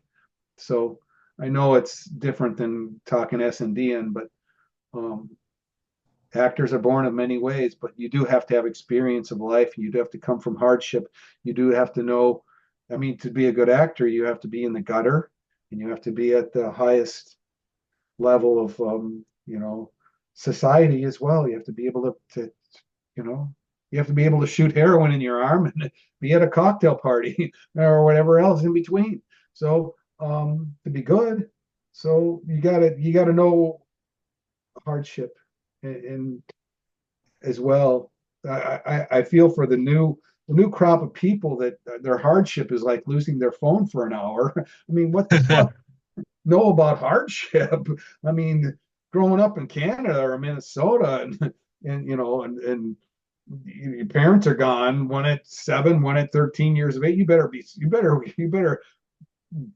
hardship you're going to know. And so I think this builds character in people. I don't know how the character is going to be built with these one-dimensional people called human beings with their smartphone. But I'm not bagging on anyone. I'm just saying that life's pretty fucking easy today compared to us growing up. And you being 52, me being a bit older. um, Life is a funny thing. But I had a good friend of mine growing up was Derek. Um, he said, Eric, it's all about experiencing life. He said, travel, experience, see things, listen, observe, observe, observe. He's right. Observe. If nothing else, you can't travel, observe. David Lynch didn't become David Lynch without sitting at a restaurant, absorbing the ambiance, the clientele of the Bob's Big Boy or wherever he was at, and he would sit in the booths and watch and listen and absorb and suck it in, and I that's why love David Lynch. they love to go to these. It's funny, writers are very insular, and it's a very very almost well, it's a very isolated life, but yet they need. I've met many writers, and some of these great ones, they will go to these coffee shops and whatever just to take in the flavor of it and listen and absorb, but they want to be left alone. They don't want to be involved in what's going on. They just want to take it in, and you can understand why they're getting content. It's content. It's life, and so it's very interesting where this comes from. The there's nothing better than a screenwriter. Right? Screenwriters make it. They take it from nothing, from an idea, and they put it on paper, and then becomes alive, and it becomes Pearl Harbor, Yeah. Oh my. or Saturday Silent Night, Deadly Night 2, or whatever. But Lee had a same similar growing up. The director of SNDN2, he got into film, and I'm sure he was a very introverted, lonely little boy that was, and then he probably had his friends because of camera, and they all sitting there all doing, and he learned how to shoot movies, but it's funny how that works, and it's just all very interesting where these people come from. But those guys that we know are superstars, they are generally very kind, decent. It's like Sidney Poitier. You couldn't find a more decent man. I met him many, many times. A young man on a set, and then later at a health food store in Hollywood many times. And but we weren't friends, but we talked. We knew, I knew him, and he remembered me. But as just he's exactly the decent man you'd see all those years on all the movies he's done. He's humble and kind and decent, and you know that he had a hard life growing. You can just say, just happy that he's had the career he's had. He's not one of these attitude guys. He was the opposite of it. So that's the beauty of some of these great superstars. They've just had upbringings that they sweated for it. They surpassed and achieved beyond what they ever thought they could. So it's really cool. And you've met a lot of them and interviewed a lot of them and their sons and daughters. And so it's just cool. It's just cool to reminisce on that. But in full circle, I appreciate you having me on. We talked about everything, and do what you want with our interview. But is there anything you want to ask me on SNDN2 in closing, or I was gonna ask and briefly, I haven't seen Silent Night, Deadly Night 3 to 5. Have you seen them? And if you have, what have you thought? I have no 4, 5, and on. No, but 3 slightly, but I turned it off. I had it. I do. I think I even own it. I was just because I met Bill Moseley, and we were both at a con, and he said, "No, no, I did worse," and I said, "No, I did worse." We were just outdoing each other, and but he said, "No," and I knew Monty Hellman, the director of that movie. I auditioned many times for Monty, but as far as Bill Moseley's performance, I can only go by what people told me because I only saw 5 minutes of it. I just thought it was so deathly slow in the pace and such. It's so dead that I just said, "What happened? I can't watch this." So, and that's generally what I've got from other people is like, it's unwatchable. It's unwatchable. It's all the way up. And some of the recent ones, I guess, were very with Malcolm McDowell wasn't so bad. I think this is called Silent Night, but but Bill Moseley's an excellent actor, and he's a huge following in the cons, and I met him at Fright Fair in the Falls. Um, I have a story about him. Um, he was there with Michael Berryman, and I've had Michael Berryman on the show. And I had Devil's Rejects with me to get signed. yeah. And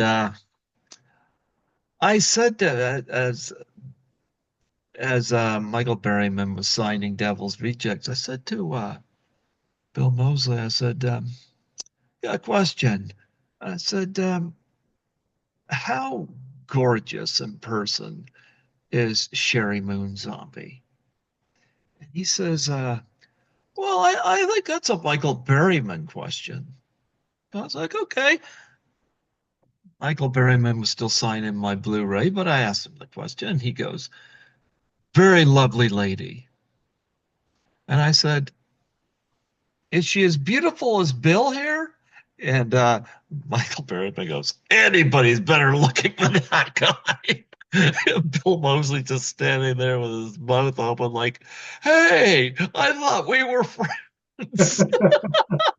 Just killed him. Just killed him. Yeah. Oh, oh, that was funny. Another funny con story I have. I Yeah. mean, one person to meet at the cons is Felissa Rose. She Okay. turns it up to 11. I Hmm. met her twice. Haven't got her on here yet, but she said she'd come on. But the second time I met her, she was seated by Christy Swanson. And I was getting Christy to sign a bikini pic of herself. Christy was very, very distracted by Felissa Rose's table because Felissa Rose, she always had the sleepaway camp picture. Have you seen Sleepaway Camp? Oh yeah. Oh yeah. Okay.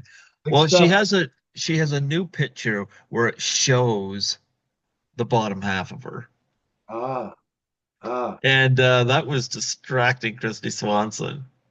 So so Rose takes a little post-it note and draws a penis on it. And she reaches over and she sticks it on the bikini pic of Christy Swanson right on the crotch area. Ah. Christy Swanson looks at that and she goes, why is it so small? That is So funny. that was pretty funny, you know. But I enjoyed meeting you at Chiller, you know, and I was very happy about it. Of course, I've got the first two on Blu-ray here. Oh, there you are on the back there, doing your little your little pose with the gun. To go show up there. Yeah, there you go. I'll get you the Blu-ray. You can watch Caldwell in prison talking about me. I did a little short for that Blu-ray. It's quite It, fun. yeah, Maybe I think it's out there on YouTube. You can just find it. I play the real Caldwell in prison being interviewed. Um, but yeah, you got anything that's upcoming or anything like that? Are you still in the oh man, business I or? am not wanted. So strangely enough, unless it's like taking out the garbage or something. But that's okay. I want to desperately still do to get unhinged off the ground. I I so much want to get my script in the hands of the folks over at Cineverse. They're doing the reboot for Bill's movie, um, Bill's movie, Robert's movie. Uh, um, they're rebooting Cineverse of the Terrifier fame is rebooting Silent Night, Deadly Night, and so they've got the rights now and control the rights. And I have Unhinged, and that's Caldwell coming back, and that is 24 people dying, and that's Caldwell fully invested. And I so much would like to do that. I want to get Bob in there too, Robert Wilson, as the detective that's trying to chase me down. Because I think get Bob in there because he's certainly perfect for it. And Bill Moseley, I've talked to Bill Moseley about getting. I just thought like get these has-beens in with me, and let's make this movie for I need a $500,000, but I need the SNDN rights. I really would like them, and I think we can make a real go of it. And I think it just would be fantastic. I would love to bring Caldwell back and do him right, give him a proper send off, and I wouldn't necessarily do it exactly the same. I would save the zaniness for the times it needs zaniness. But I think it's a great story. It's a fantastic story, and that's what propels the action. Very fast paced, a lot of action, good story. Exactly what you want. You gonna have Whereas, Linnea Quigley in a car? nope, Nope, nope, no. I don't know. I imagine if I there is a there is a love interest in mine, but Elizabeth? I would like to shift it toward a more of a unknown brunette that could be around me that was beautiful. For example, some younger lady, but I've got I've got I just it doesn't matter who it is really, as long as they want to do it and they're good, that's fine. But I this is all a pipe dream, but I would like to do that, and but Scott doesn't like part two. Scott Schneid is the owner of the rights of SNDN, but he's over at Cineverse now, and I'm sure they've got control of the rights. So that's how that works. But Scott's not a big fan, and I like Scott Schneid. He wrote the original, or he polished up the original and made it happen in '83, and they shafted him. That's an interesting man. You should interview Scott Schneid. I can give you his Okay, number. You'd like that sure. story. It's the perfect time for it. And because he wrote that, and and then he was promised a piece, be a producer with TriStar, but they just gave him $7,000 or $8,000 and sent him out the door, and he lost that's all he got, and then he spent a good 30 years of his life getting the rights back because he knew the people that owned the rights and he made friends with them and he was doing the deals for bringing in the revenue and the money and the videos and the DVDs and the action figures. So he set all that up for these owners for the rights to make all that money, and he just did it because he wanted to. But at some point, when the guy died recently, he got the rights. So it's a fantastic story of a man that persevered through all this and got his rights back of a film that he got shafted on back in '83, and so he's rebooting it with the Terrifier guys. But Oh, great. he doesn't Damien like part Leone, two. yeah. He doesn't like part two. He just kind of and I don't blame him, but for him, he's a purist. He likes the original, and to him, my movie's the mustache on the Mona Lisa. So it's just but I had been wearing him down the past couple of years, saying, "Look, Scott, it's show business. There's a business end of this, and it's called money, and there's money to be made on this thing. It can be done on a shoestring. There's no big actors in it. There's no big money shots in it. There's a lot of death in it. $500,000, maybe more if we can get it. We can make a great movie. You can stream it for $1.99. It'd be streamed every year. Your son would never have to work again." And was my pitch, and I'm right because it would, trust me, the way I wrote it, it would be as big as part two. It would be watched, two and this would together, two and this, it would be watched. It would be watched, and I feel if it was shot 80%, 90% of what I wrote, it would be a great movie. So Okay. yeah, and that's where I'm at on that. But that's is you're asking if I do acting work? No, I I don't I do this or I do that, some small stuff, but um, I mean David Dakota could certainly put me in something more than just some throwaway, but he he just remembers me as I was, and so he even said, "Eric, you're not pretty like you used to be." And I said, "No," or what was his exact word? Something like, "You were so fresh back then, Eric." And I said, "Yeah, now I'm old and stale." And so that's the way that went. And we had dinner and we parted ways. But David's a nice guy. He just liked me. He liked a 20-year-old kid, and he doesn't like at that time he didn't like a 50-year-old guy. So. Uh, Uh, it's just the way it is. He just he likes young talent, and I don't blame him. But you still working on guitars? yeah, yeah. I just bought one. I bought one. I got the neck off of it because I wanted to fix it. I bought it locally. It's a '83 Japanese Squire 3 bolt. It bolts 3 bolt pattern that holds the neck onto the body by 3 bolts. Well, here's the body. It's black. I've got a beautiful neck, but see, Oh, look at that. it's it's hard to probably tell, but see, if Yep, you look I at see the that. neck pocket, it's got three bolt pattern, very rare. A three bolt micro tilt MIJ Squire. It's called an SQ model, like Sanford Quinton model, SQ. Um, it's rare because of the 3-bolt nature of it. They didn't make them very long. Now, and it was always considered a dog with fleas. Oh, it's a 3-bolt. It's unstable. It's crap. And then they started reissuing them in recent years but it's a Japanese Squire, and I got it. I think I got a good deal on it. It was all beaten up. It was dropped and banged around and played and left for dead. And I scooped it up, and here I am restoring it. And but it's a keeper. I love making silk purses out of sow's ears, and that was a sow's ear all the way. I just like the process of giving that thing a life, and it looks entirely different. I mean, it was spray painted over the black gloss, and it was this and that, and bashed in. I filled in the dents, and there was a lot of wood showing on it, ripped apart and whatever. I wanted to leave it like a relic and beaten up, but I wanted to also get it back to glossy and not. Someone put flat black spray paint over all of it, just sprayed it for some reason, all of it. I don't know.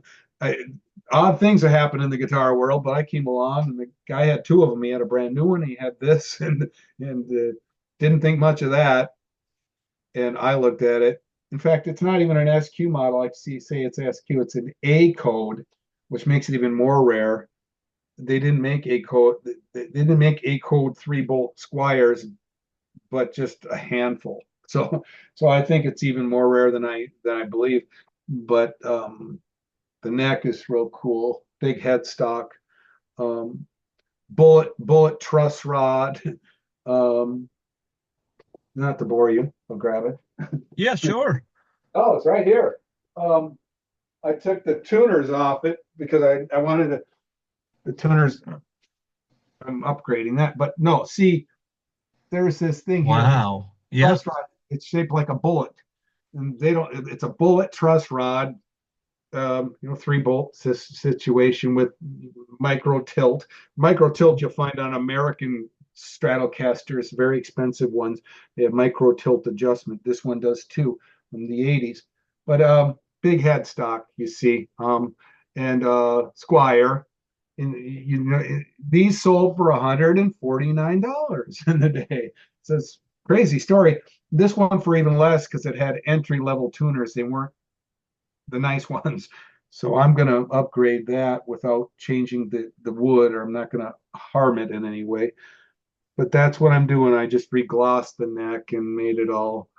It was so, I got to tell you, Greg, it was just hacked and hacked and hacked and hacked. I mean, where it felt so bad. It must have been smashed against microphones and I bought it from a rock star that travels the world and plays. He's in a band, I think it's called he's in a band called Sacred Skin. I don't even know his name, but he's in Sacred Skin, and this is one of the guitars that went on the road and left for dead.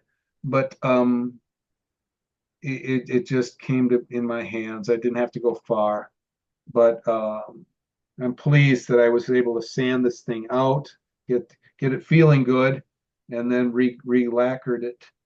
And just I'm weird. I like saving stuff. It just was. It's not that it was unplayable. It was just too harsh for me to look at and feel. It felt so awful, like 10 miles of bad road. But it's like, no, man. Let me give it a let me do it. Its respect it deserves. So that's what I've been doing lately. I'm weird. I'm What weird. got what got you into that? Oh, it's a weird thing. Well, when I was a real young man, I guess 12 and 13. I was into the rock and roll guys. I was into Ted Nugent, Rory Gallagher, Johnny Winter. I was into the power trios, electric guitar guys, the lead player, especially Johnny Winter. And my brother was just 2 years older, and he got an SG, a Gibson SG, a red one, 62, and he bought $150. It'd be 10,000 if you could touch it today as far as price. But he had this was a beautiful guitar he had, but he wouldn't let go of it. He was always on it. after, if he could have brought it to school, he would have. But I remember trying to, I'd play it and sneak around and play it when I could. But I was always, I could double and triple pick really early on. I wasn't good at chords or nothing. I didn't know anything about progressions.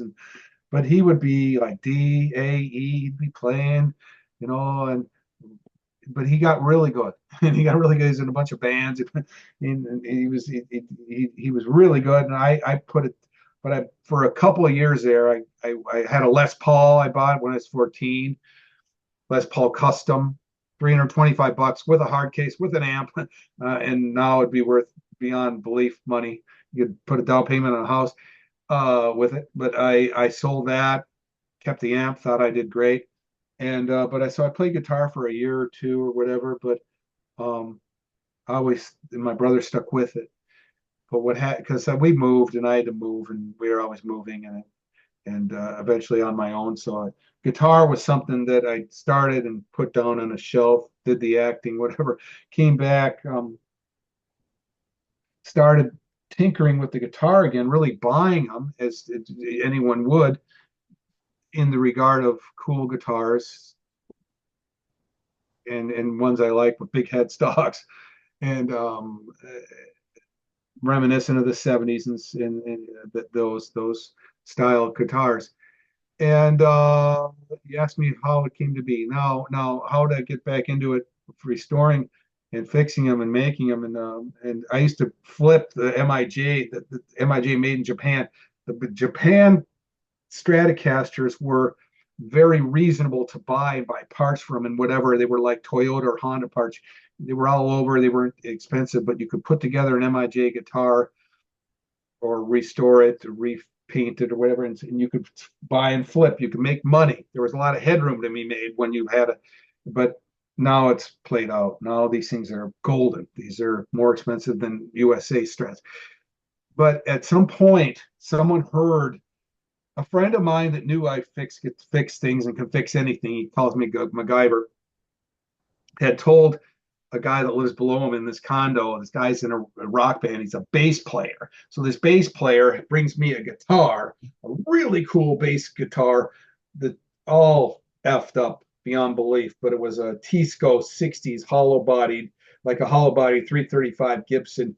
But it's a Tisco with a bad neck on it. Tisco is Japan, the early stuff, the stuff they used to sell to you in the Sears Roebuck catalog, those kind of from the 60s.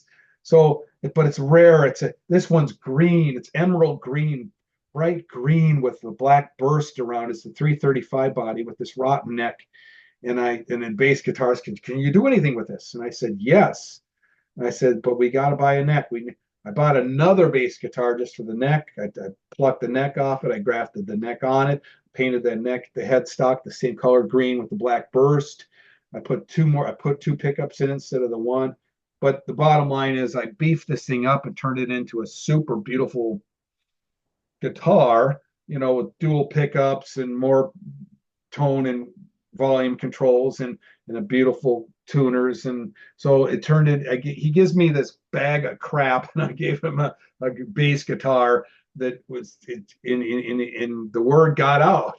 He had friends and he had friends and he had friends and they first loved the thing because it was unusual to have such a beautiful wall hanger, meaning a guitar that just sits on the wall because it can't play, to a playing bass guitar in a band that goes around town and plays. So active band, and so that's how that came to be. That it was word of mouth, and then people wanted my services.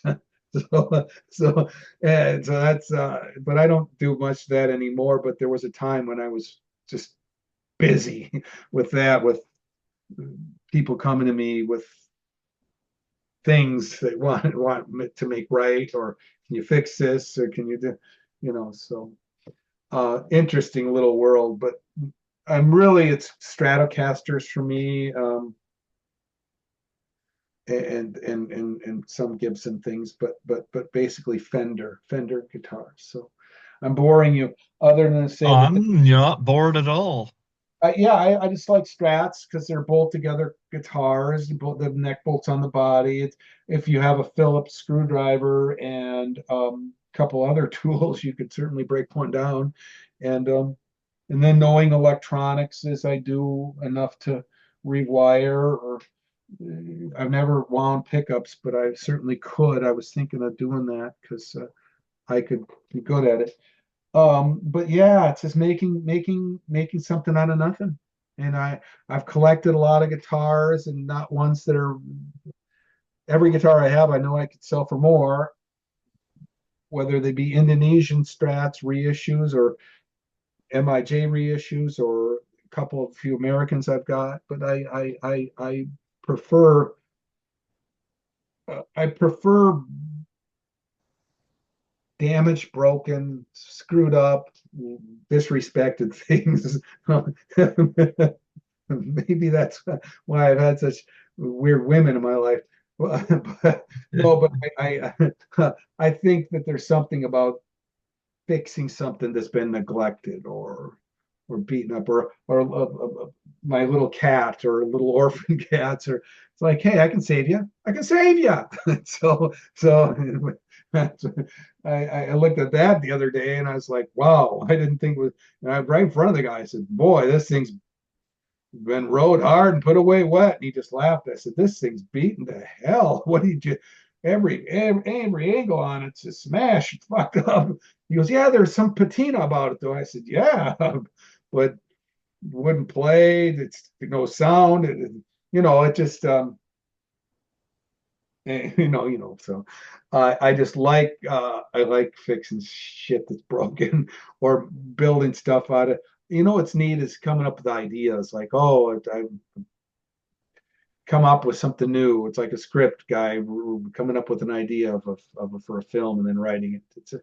There's something very exciting about getting a project done that you thought of just in your brain and then you realized it into some structure or something that's done and you can say I did this all on my own. I thought I'd never and it's and you know how it is with projects. There's 46 different facets to a project. I've just learned in projects to take one step at a time. You look at it in its totality, you can never get a project. You'll just run from it. You'll just like put it off and never do it. But if you take it as I will just do step one, I will do it as best of my ability. Then I will do step two. And sometimes you got to jump around and do step 17 and go back to 14, whatever, due to availability of something or parts or whatever. But the point is, projects should be taken at a step-by-step basis, and then all of a sudden you're getting to the end zone, you're getting to the finish line, and you can see daylight, and then it's like you can be proud of.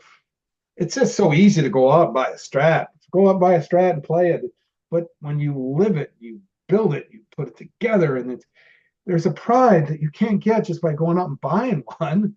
It's I don't know, there's something about that that's maybe it's just my way, but it's not about what its value is. It's like, can I take shit and make it work? So that's my world now. So I'm happy to give it a go. But it's there's no money in it anymore. But at one time, I've killed you. Yeah, we talked about so much. And there's so little SNNDN content in here, other than um, I had a good time in the movie. I was sorry to see it end, and I had fond memories of every actor in there, and they all did a great job. I hope I it was all on my shoulders, and I did what I did. And Lee Harry did say something that was wrong. I've never used the word mortified. I never talked to Lee Harry about my performance. He made it sound like I was mortified, and then I hid out for 25 years or 30. No, I just got ill and I had to get out. But I've used maybe that word mortified twice in my life, and once was one of it's right now. But uh, I never ever talked to him about that. He just threw that out. And so I have to take umbrage about that. I've never ever talked to him about being so ashamed of what I did that I had to hide in a cave. but he made it seem so. So I set the record straight. Um, but Caldwell's he's a character to go down in infamy for sure. I think he needs to come back. If he does, Yes. if he does, I'll let you know. But it's a matter of getting hold of these folks at Cineverse, and that's not easy. Talk about close. That studio is not even. You can't even get a hold of anyone within the workings of that. So I'm trying. I'm trying to backdoor. It's amazing. I don't know how you guys do it, by the way. How do you guys interview? How do you get a hold of actors? You just go on Instagram? How do you get a hold of all these people? Well, in your case, it was chiller. Yeah, I guess so. I guess But a so. lot of times it's Facebook, Instagram, Twitter. I mean, sometimes web pages. Sometimes other guests put me in touch with other guests. So, you know, It reminds me of someone said, "Go backdoor on this, Eric. Talk to that actor for Terrifier. Talk to the actor for Terrifier. Find him at the cons. Talk to Dominic, your manager, and get that actor's name, and I've talk. had David Howard Thornton on here. Yeah, He go was that he was Art the Clown. Yep. get Art the Clown is what they're saying. Go and then through him, he knows all those folks over there, and so there's an avenue. Why not do it your way? Get the Art the Clown. Say I'm Eric Freeman from SNDN2. He'd say, yeah, so what? Say, well, damn it. I want to do a movie. And because he's Art the Clown, but he wasn't Art the Clown before. He was just an out of work actor. So Yep. uh, I could perhaps, sway him uh, nudgingly to to give me a crack at these guys. So because he knows these folks, and so I need to get it in the back door on this. But I do have a product. It's a good product. I would, man, come on. Who wouldn't want to see Caldwell come back? Who wouldn't? Every time I'm with a convention of Robert Brian Wilson and we're together, and he's just feet away, as you know, they come up all the time. They say this to Robert. They say, well, Billy didn't die. He didn't have to die. They always come back. Why didn't you come back? Why don't you come back? So, anyhow, I don't. If Robert can come back, perhaps they'll have him in that reboot. I don't know why they wouldn't. I think Robert should be the mentor to the new Billy. Frankly, I think he should be the mentor. But what do I know? Robert's a good actor. He's solid. He's aware. I think he would be a good asset for that reboot. But who am I? I'm just Billy, or I'm Ricky, and he's Billy. So we're just kind of old yesterday's news. How you feeling, man? You want to? I feel like I'm killing you, but I appreciate you asking me about the guitar stuff. It's something I Oh do. yeah. Well, I remember you did some videos on that and this and that, and No, I love it. I love it. I'm not a very good guitarist. It's funny. I practice maybe. I put it down. I need to. I need to knuckle down, like I've said for the last X amount of years. And but I could get good. I could be good enough that I could say, yeah, I'm decent. But it's you know what it is? That old Carnegie Hall line: practice, practice, practice. That's all it is. If you know lead guitarists and any guitarist, you'll find that they're very selfish. They're very uh, uh, uh, uh, they're very funny people. They just isolate themselves. They wood box or whatever, they woodshed themselves, and they just practice, practice, practice. And my brother was like that, where you couldn't even get a word in edgewise. I didn't really like that part of his personality. He was so devoted to the guitar that he wouldn't even listen to you, even if he's playing the guitar inside of his bed. You just couldn't really have a conversation. He was too busy playing. He would call me. He wouldn't even talk to me. He'd call me, and all those years that we were separated by thousands of miles, he would just on my answering machine. He would leave me a riff. He would just be wailing out or a lick or a riff, and that would be his like Noel called. That would be it. Hey Eric, and that would end. It's like, oh, okay, oh, he's alive, doing okay. but yeah, they're kind of self-centered, selfish individuals, guitarists, but you have to be good. It's funny. I never wanted to be like, I never like, ugh. But that's what you have to be.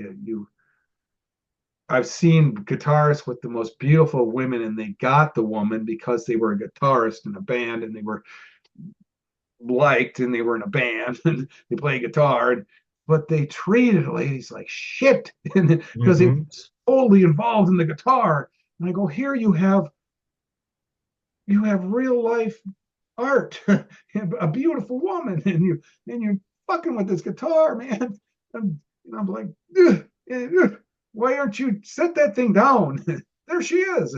It's the pinnacle of why you play guitar is right there. The reason why you play guitar is right there, but you're still playing the guitar, you idiot.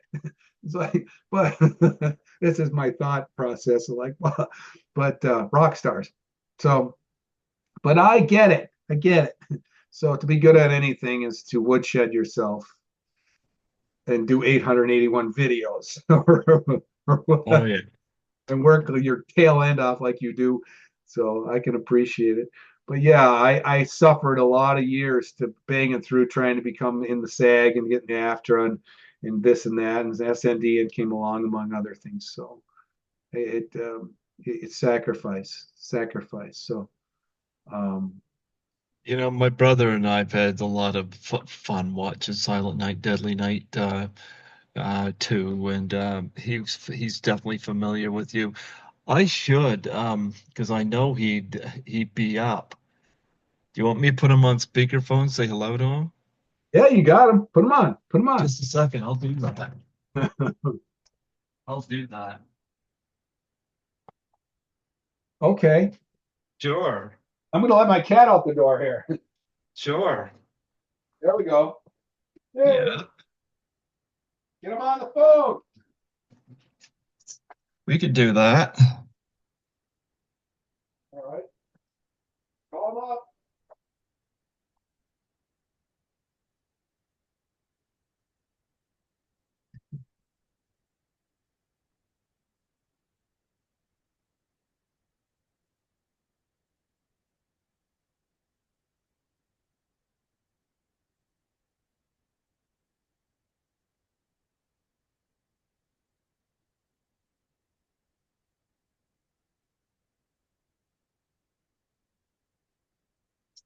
All See if right. I can get him.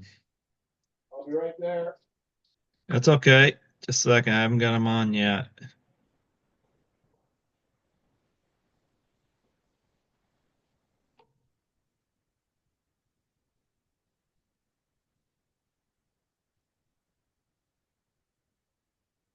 Don't worry. Yeah, All these cats. But there he is. Your brother getting him on the line or what? no, he doesn't seem to be. Oh, God, he's gonna be pissed. It's I'll like try one more time. it's gonna like I had a what? Oh well, I missed him. Yeah. I don't know. He needs to pick up.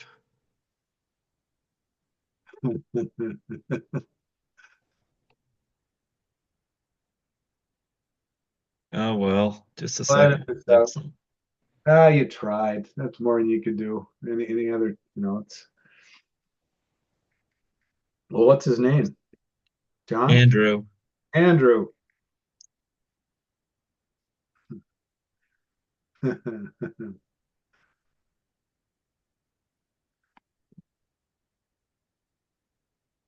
he live up in Canada near you, or is he Oh out? yeah, he doesn't live that far. Normally he picks up too. Text his ass. Say I'm on. Yeah, I just did. So funny. What's up, kitty? Come here. Want to be a movie There star? we are. Let me see.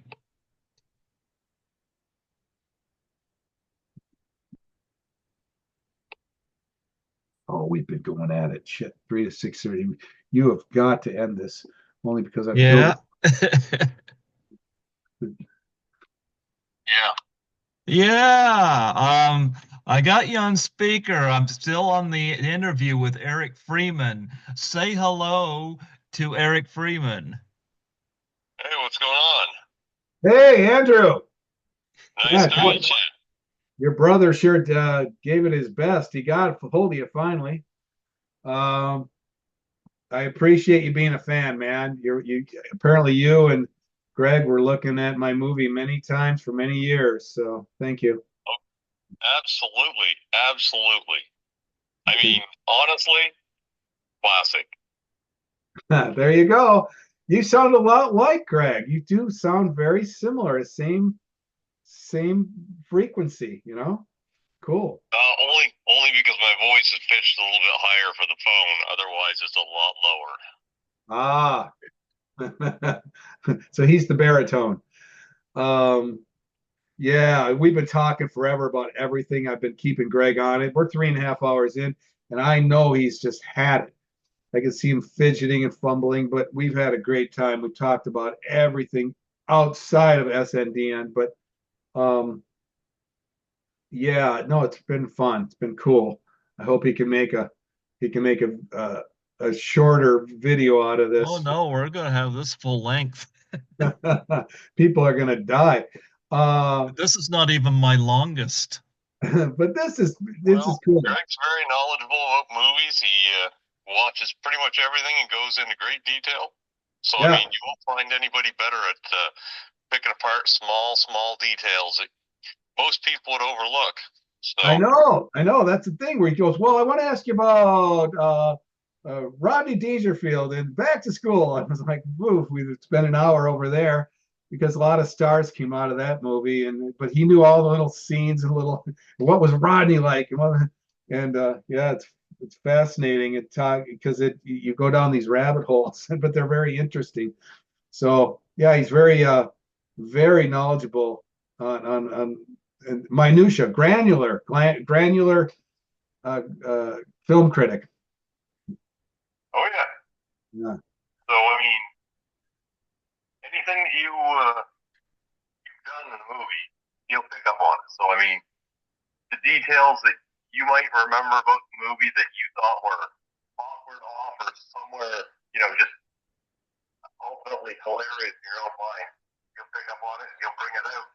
I mean, he's had how many interviews have you done, Greg? Well, this is gonna be 881. That's a lot of interviews. Yeah. That is 881. Yeah. Whoa. I figured I'd have you come on here and say hello to Eric. We're about to close off, but I don't have to work, so if you want me to bring a coffee over, I could do that after a protest sesses. Oh, do you? Okay, well maybe tomorrow night then. And I've got 3 days off from work, so we can do that. will actually have to be an early night tomorrow, so I can do it Monday. Sure, no problem. But I thought you'd want to say hello to Eric, and I figured I'd get him on here. So, Absolutely, absolutely. This has been a pleasure. This has been an honor and a pleasure. see, I've been trying to tell Eric that he's well loved, even the same way Tommy Wiseau is well loved. No, no, no, no, no. Eric Freeman, a classic horror movie icon. The Room, the Room. Yeah, but Tommy Wiseau gets people at the Comic Cons. That's what I'm saying, you know. A lot of times movies don't turn out quite the way that they expected, but they have this very different lifeline where they have fan appreciation. So, but it's more along the lines of watching Brazil. You're not quite sure where the movie takes you. It's not quite sure why it's taking it, and you really have no clue where you're going to end up. God love him. God love him. The room was. Did Did you tell Mr. Freeman just how rough that was for you to get through? I didn't tell him that. I guess the room was hard for my brother to get through, but it plays at the end of every month in Toronto, so obviously lots of people can get through it. He's breaking up on my end. You got that speaker near your mic? I had to process what I just watched on the screen, and yeah, it took a lot. I could have trained every single bit of it. Better. What this man was wanting people to understand about each scene. Well, Eric, on the interview here, he showed his little garbage cans. He didn't have them at the chiller, but he did give me contact info for Robert Brian Wilson, who was the Killer Santa in the first one. So I may be having him on here too. Oh, geez. Yeah. Yeah. But Yeah, I was just getting ready for bed, and then I looked at my phone, and wonder why the screen was on. I was like, well, let's see what this is going to be about. well, I figured you must say hello to Eric, but I'll text you and let you know about tomorrow. But I'll have the 24th, 25th, and 26th off, so I'll be able to come over those days too. I got to work on 20. I got to work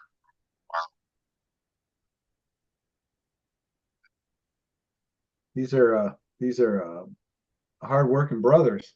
Yeah.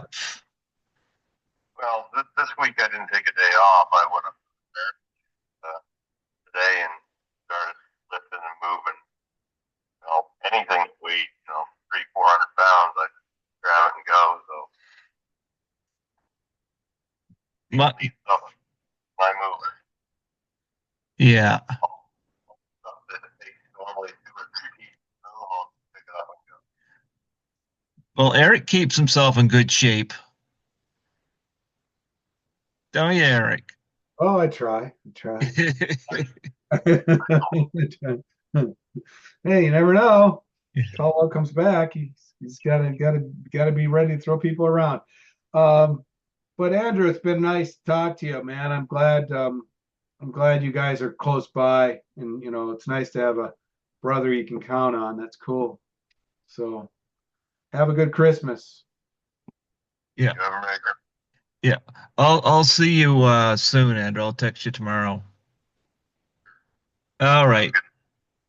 All right, later, man. Yeah, bye. Oh, good. Ah, I had to do that. I knew my brother would, but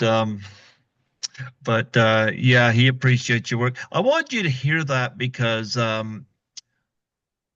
I know you've said you've done cons with Robert, and Robert does them, you do them, but I want to empathize the fact that, and I love Robert Brian Wilson, but even if he wasn't a chiller and you were, I would have gladly come and met you. So don't ever underestimate your value, and you do wonderful stuff with the guitars. You put a lot of passion into that, and even from what I saw there, it looked great. And with the garbage can thing, I mean, that's creative. So don't ever underestimate your value. Well, thank you. I appreciate your kindness. I forever have thought I'm going to get on the not do what you do, but I thought I have some knowledge in certain areas. I thought I should get to do some sort of shows or informational something. Get out there, get a bigger. I need to get out there on all the social sites because I'm not on them. But I should see if I can get you at some of the cons up here, like Frightmare in the Falls or Horrorama or one of the ones in Toronto or Niagara Falls, because there's a I lot think of fans up there. You're yes, right. there is. Well, That's Linnea's been at both of those. Um, I've met Linnea at Horrorama and I've met her at Frightmare in the Falls. So she's been to those. Um, but you and Robert have not. And I think and they usually have anywhere between 30 and 40 guests at Frightmare in the Falls. So they've had the Terrifier people there. So I'm going to talk to James Ponce, who's one of the promoters, and see what can happen because I think people would love to meet you guys. Well, that's kind of you. Yeah, if you can reach out, uh, do so. The only hard part in Canada is getting in. It's a passport business and getting out. But other than that, it's always goes swimmingly. It's just beautiful. But they just want to know why you're there. Oh, And I spent 2 hours in immigration just going to Chiller. yeah, I know. They go through it. Yeah, they're literally pulling out a magnifying glass and checking Oh, it. they asked what I was doing there, and I told them I was there with Lisa Langlois, and they looked her up and said, "This woman?" I said, "Yep, she's a friend of mine. I'm doing the convention with her." They thought I was being paid by her for this, and I was like, "No, no, no, I'm a friend of hers. She told me about it. I'm here. I do a podcast, so I'm here. I can promote my show." And they said, "You're not being paid for this?" And I said, "No." He goes, "You're up here just on your own free will." And it's, yeah. So I knew where this was going. So I said to the guy, I said, "Okay, you want to know what I do?" And he said, "Sure." And I said, "Okay, last night at 5 o'clock, I started my first of four buildings for cleaning. And my biggest one is an 8 hour one. And I said, when I got home this morning, it was after 6 o'clock. My shift ended at 6 o'clock. I got home here, packed my stuff up, gathered my suitcases, drove my car to my brother's, left it there. He drove me to the airport. I went from the airport to Toronto and Toronto to here. And he said, "Okay, you're good." You've had enough. Well, let them go. Yeah, Yeah, well, it's like I said, I make money as a cleaner, like um Lisa's a friend of mine. I don't ask her for money. I don't use people that way. I don't make money at the podcast. Um I do this for fun. I get two cleaning jobs and that's how I make my living. So would help if Skittles would get a job, but Skittles is doing what he does best over there sleeping on my bed. yeah, I hear you. Very Skittles easy. Skittles lazy. But So, anyway, Eric, I really appreciate having you on here today. And I know you do that thing with Piswell every year. Maybe next year I might get some eggnog or something and have you come on here for a few moments and just do a little Christmas Zoom. yeah, a quick one or something Yeah, more some tailored for SND and just that and have some. yeah. No, I know. And Yeah, just something like that. But you're not my longest interview. I had Paul M. Salmon, who was on the set for Blade Runner and Conan the Barbarian. He wrote the books on them. He was on here for 5 hours. that guy's important. I could understand. I mean, Well, he said to me, he said, "I hope you have lots of time because this is gonna be a long one." I and I like those movies, so I listened. But well, you're obviously important. You're gone a long time. You're one of my longer ones this year. well, we talked about this, that, and the other. I brought you down a lot of pathways, Hmm. but there's certain people you talk to, eh, and sometimes it's not entertaining. Sometimes I try to be entertaining, and hopefully it has been. But yeah, it's interesting to meet all the folks I did, and because it all kind of worked into wanting to be in the business and watching all these great actors and stuff, and then eventually, you know. But I think the story on that is if you're ready and you believe you're ready, just ask. I mean, ask. Hmm. for the job. Ask for this. Ask. No harm in asking. What are we going to get? You say no to me. You say no. I figure that it was worth trying. You ask, you may receive. So I know other podcasters that would probably love to have you on the show that I can definitely vouch for. Um, do you want me to pass your email on, or I won't without your permission though. So I don't mind. I just as long as as long as we could make it happen. And with us, yeah, it was good that we were able to make this happen and hopefully get it out. You know, in the Christmas time coming up in the next few days. So no, I don't mind at all. I've turned down a lot in the last few years, and people, you know how that is. They hand me their card. You're at a convention, and I don't follow up. It's just you know. well, I knew you because you gave me your number and your email, and I didn't call your number because I didn't want it to be awkward. So I remember I texted you, and then I didn't hear back. Then I sent you an email, and you got back to me, and whatnot. And I'm glad we made this happen. So Oh no, you're real cool. I think the difference of me wanting to do one of these and not, you are the reason why I would do it in the sense of your the way you approached it.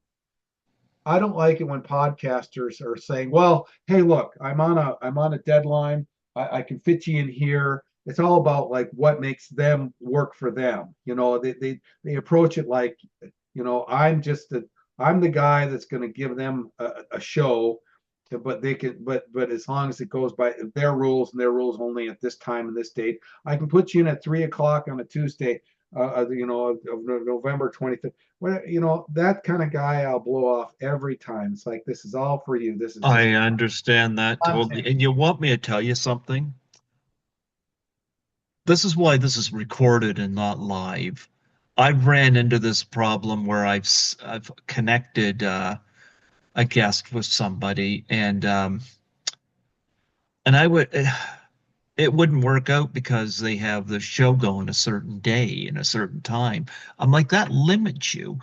You see, with us, if you were able to do today, I could have booked you a different day or whatever. So I'm able to do that. I had a guest on this morning after I got home from work, and she had rescheduled because she had an injury. She bruised her ribs. Her dog went too fast and she fell on her ribs. But she said she's recovering, but she's been on my show three other times before today. And I told her, I said, only if you want to, if you can't do it. But she came on. But the other day she had a doctor's appointment, had to reschedule, and all was good. Mhm. I have no problem with that. So, Well, it's yeah. just the way you approach it. There's a reason why I gave you my number and my email and all my stuff. I probably felt right on the spot. Look, man, this guy did it the right way. I just approach me with respect. If you think I'm worth the content, you know, Oh, you're definitely worth it. no, Yeah. no, I mean, no, I look, I'll always think, that I'm not in a way, but if you do, just treat me right, and I'll go on anytime you want. I'll do it exactly the way you want. It's just the way that most of these folks have. You're from that era. I mean, the right decorum, the right. It's just the way you laid it out, and you were kind about it. And where a lot of these folks, it's just all business for them. It's content. I'll get some content here. I'll keep my channel going, and me kind of thing. And it's like, wow, fine, go do it. Go do it without me. So Well, uh, one of the reasons I don't monetize this is that if I could monetize this and part of the proceeds go to the guest upon viewage, then I'd be fine doing that. I don't like the idea of making money off the guest. I see. Yeah, and Yeah. that's Now free. I've had guests encourage me to do it, But I'm kind of like, yeah, but people don't listen to my show to hear me. They want to hear the guest. So if I could find a way where, where we all benefit, then I'm all okay for that. But Yeah, I mean, you yeah, could literally do like Piz. You could do your YouTube channel. I know Piz makes he makes some coin on his thing, talking horror and all things horror, and I know he makes some money on that, and he's a good bloke like you. I think you could do. I think there's a way to monetize this to a small degree to cover your costs, or just by the hits and stuff, and because they do pay you. I think that's pretty. yeah, but I mean, if people are listening to this interview, I would like a percentage of it to go to you as well, because really, let's face it, people would be clicking onto this to hear you, not me. And I'm not saying that to down myself. It's No, but just, but yeah. I can't do it alone either. I mean, Piz is good at asking the right questions. You're good at. Mhm. I just think that your knowledge bank and knowing where to go and asking the things that have been asked and asking them in a way or getting into granular things that makes a actor, they like that. They like that. Mhm. I know. So there's nothing wrong with it. I think it's a good idea. I think I would monetize this on your end. If you could just make it shorter. You could say, okay, I'll keep it within the certain time frame to make it really enticing. We've got Robert Brian Wilson for an hour and just talk on how it came to be and this and that and the movie and what it's like, and I know Robert's not as long-winded as I am. There's no way. So, but I'm actually enjoying this, to be frank with you. I've enjoyed every bit of this. We touched on a lot of subjects, so he this has did. been great. And I was able to talk nonstop right in the beginning about how it came to be, but um, it's I picked a profession early on that was impossible to break into. I don't know how I got as far as I did, even though it crashed and burned. Um, Being on all those auditions with all those handsome men. I mean, They were all like young Robert Redfords, and I mean, when he was said it's beautiful, it's like 30-year-olds or 20 years, and but that's why I worked out so hard. I said, they're not going to have what I'm going to have. And since we're all out there playing punks and, whatever, I'll be ready where they won't. So I knew I could beat them at that game at the time because of my dedication to the sport. And so I knew that was my only in. I couldn't ride a unicycle. I didn't, have any special powers. I just knew that, you know, and I wasn't as handsome as any of these guys. So I thought, let me just have an angle here. So that was how it came to be, and there's something about that exercising stuff that the feeling you get, the confidence building of it. So um, I was lucky. I was lucky, and it paid off. Here we are. Where do you get this chance to talk about something you did in 1987? So I would have been 15 that year. yeah, it's the Yeah, problem. Yeah, yeah. yeah. I was just a few years older and going boom, and there it was, and not afraid because it was to me it was like I want to do a soap. This is just a add on. So I wasn't all that scared, which I look Mhm. at it now like, wow, I had a lot of balls, man. Because why wouldn't anyone be scared? But no, I don't. There wasn't one. There was only that nude crap that I like. Oh shit, Uh, whatever. Okay, get naked.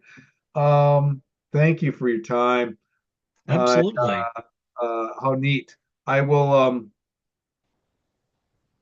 Let's work to try to get you a garbage can. Give me your give me your business address and stuff. Your address up there. I could do that. I don't mind paying for it because Oh no, it's just getting it's customs and all that crap. It's a it's a whole world of it's a yeah, whole it's paperwork. So they do that, but that might be neat to do get you that one of those. But thanks. not much to say. Everyone's got my story, and then some. They're gonna. I've seen the definitive 4 hour interview of Caldwell, and it's as boring as you could believe. But there Oh, it's never boring with you, man. It's no, never no. boring. I, We even had Skittles make a cameo. yeah, I'd mind make a cameo. Skittles, I love it. Yeah. Um, yeah, I'm surprised because early in the days when I would be playing the guitar, making videos, that cat jumped right into it, like here I am. Now she's scared of being on camera, but before she was, I mean, chewing the camera. So it's total night and day difference with her. I don't get it. It's like I've had my celebrity, I'm done, and and she was just great, right on cue. She'd just pop in, she'd roll around, she'd split, and it's like, wow, she knows this, she knows how to work it. Um, but really, thank you. I know I'm self what's the word? I know I'm hard on myself in this, but I did like doing the movie, and I wish I would have done some things different. But all in all, I think he's a memorable character, and Yeah. I have to look at him like completely somebody else. Like, whoa, he's interesting. Um, there's only two camps on that. Either you're watching it going, "Wow, like I've never seen acting done like this," or you're thinking, "Wow, man, this guy's so interesting. I can't take my eyes off it. I'm not even going to leave for a beverage. This guy's insane. I'm going to miss something." So there's two camps, and so um, yeah, no, that's the way I approach it. It's like he's mesmerizing in his awfulness, or he's mesmerizing in just balls all crazy. So I'll take both. Um, but yeah, I don't know. Well, It's let's remember this. God made one of you. He made you special the way you are. So you take that and you've got talents everywhere. Like I couldn't do the stuff with the guitars that you do, and obviously you're very important to the cats. I mean, you're taking them in, and I mean, Skittles is a rescue as well, and that's very important. So never ever devalue yourself. no, I'm very happy to have you on here, and this has been a pleasure. And like I said, I know some other podcasters that I can vouch for that would treat you well too. Yeah. But anyway, before I let you go, I would love for you to do a plug for my show. yeah. What do you Yeah. got? It's Just got. I state know. Greg. Okay, state. What do I state? just state your name and that you're Ricky in Silent Night, Deadly Night 2, and say you're listening to Greg Gilbert on Python's Paradise. All right. Okay. You let me know. You're gonna give me the three, Go two, for it. one. Go Oh, okay. for it. Hi, I'm Eric Freeman. I starred in Silent Night, Deadly Night 2 as Ricky Caldwell. And you're watching Greg Gilbert on Python's Paradise. Yes, folks. Yes, watch Silent Night, Deadly Night. Watch Silent Night, Deadly Night 2. They make an awesome combo. That's what I did yesterday morning. Watch them both back to back, and like I said, I love the second movie as well. So, I'll take it. Ricky wronged some rights, and so yeah, I that the second one takes a very different meaning for me because of that. So yeah. Anyway, Eric, I wish you a wonderful Christmas. Have fun with Piswell on New Year's and have some eggnog. Decorate the tree with the cat. Yeah, check in on that one. Well, it won't be long, but it'll be good. We'll talk about all things, and we usually go off the reservation too. So if you have a moment, well, if I find out when we're doing, I'll let you know. But Sure. and you never know, it might be fun. And you Um, know what? Next year I'll reach out. We'll do something shorter, have some eggnog or something like that. Just something for Christmas. yeah, well, you can even play it in the background, and we can comment on it. And when she There you met go. play the night, just keep the volume low, and we could just laugh about, hey, I remember that, and then we could talk about, yeah, that might be fun. Yeah, we could do that. I got my new TV over there. Got a new TV earlier this year. Ah, And yeah, my old one conked, and I was like, you know what, I gotta get a new one. So yeah, yeah, idea. We could have it in the background. Hey, there's a funny scene. Because it would remind me of something. Something would click. But we could do that. Yeah, absolutely. pleasure, really, though. Thank you for all your time and all your efforts in putting into this. So, and indulging me in my wide range of experiences Hmm. of a low tier actor, but it's funny the people I've met. It's cool. Um, we'll talk soon, and I'll fill you in on Piz when we're doing that. What time? So Absolutely. just Absolutely. just for your time zone. All right. Thank All you. right. God bless you. You have yourself a very Merry Christmas and a Happy New Year to you. Yeah, thanks. Take care. Bye. Bye bye.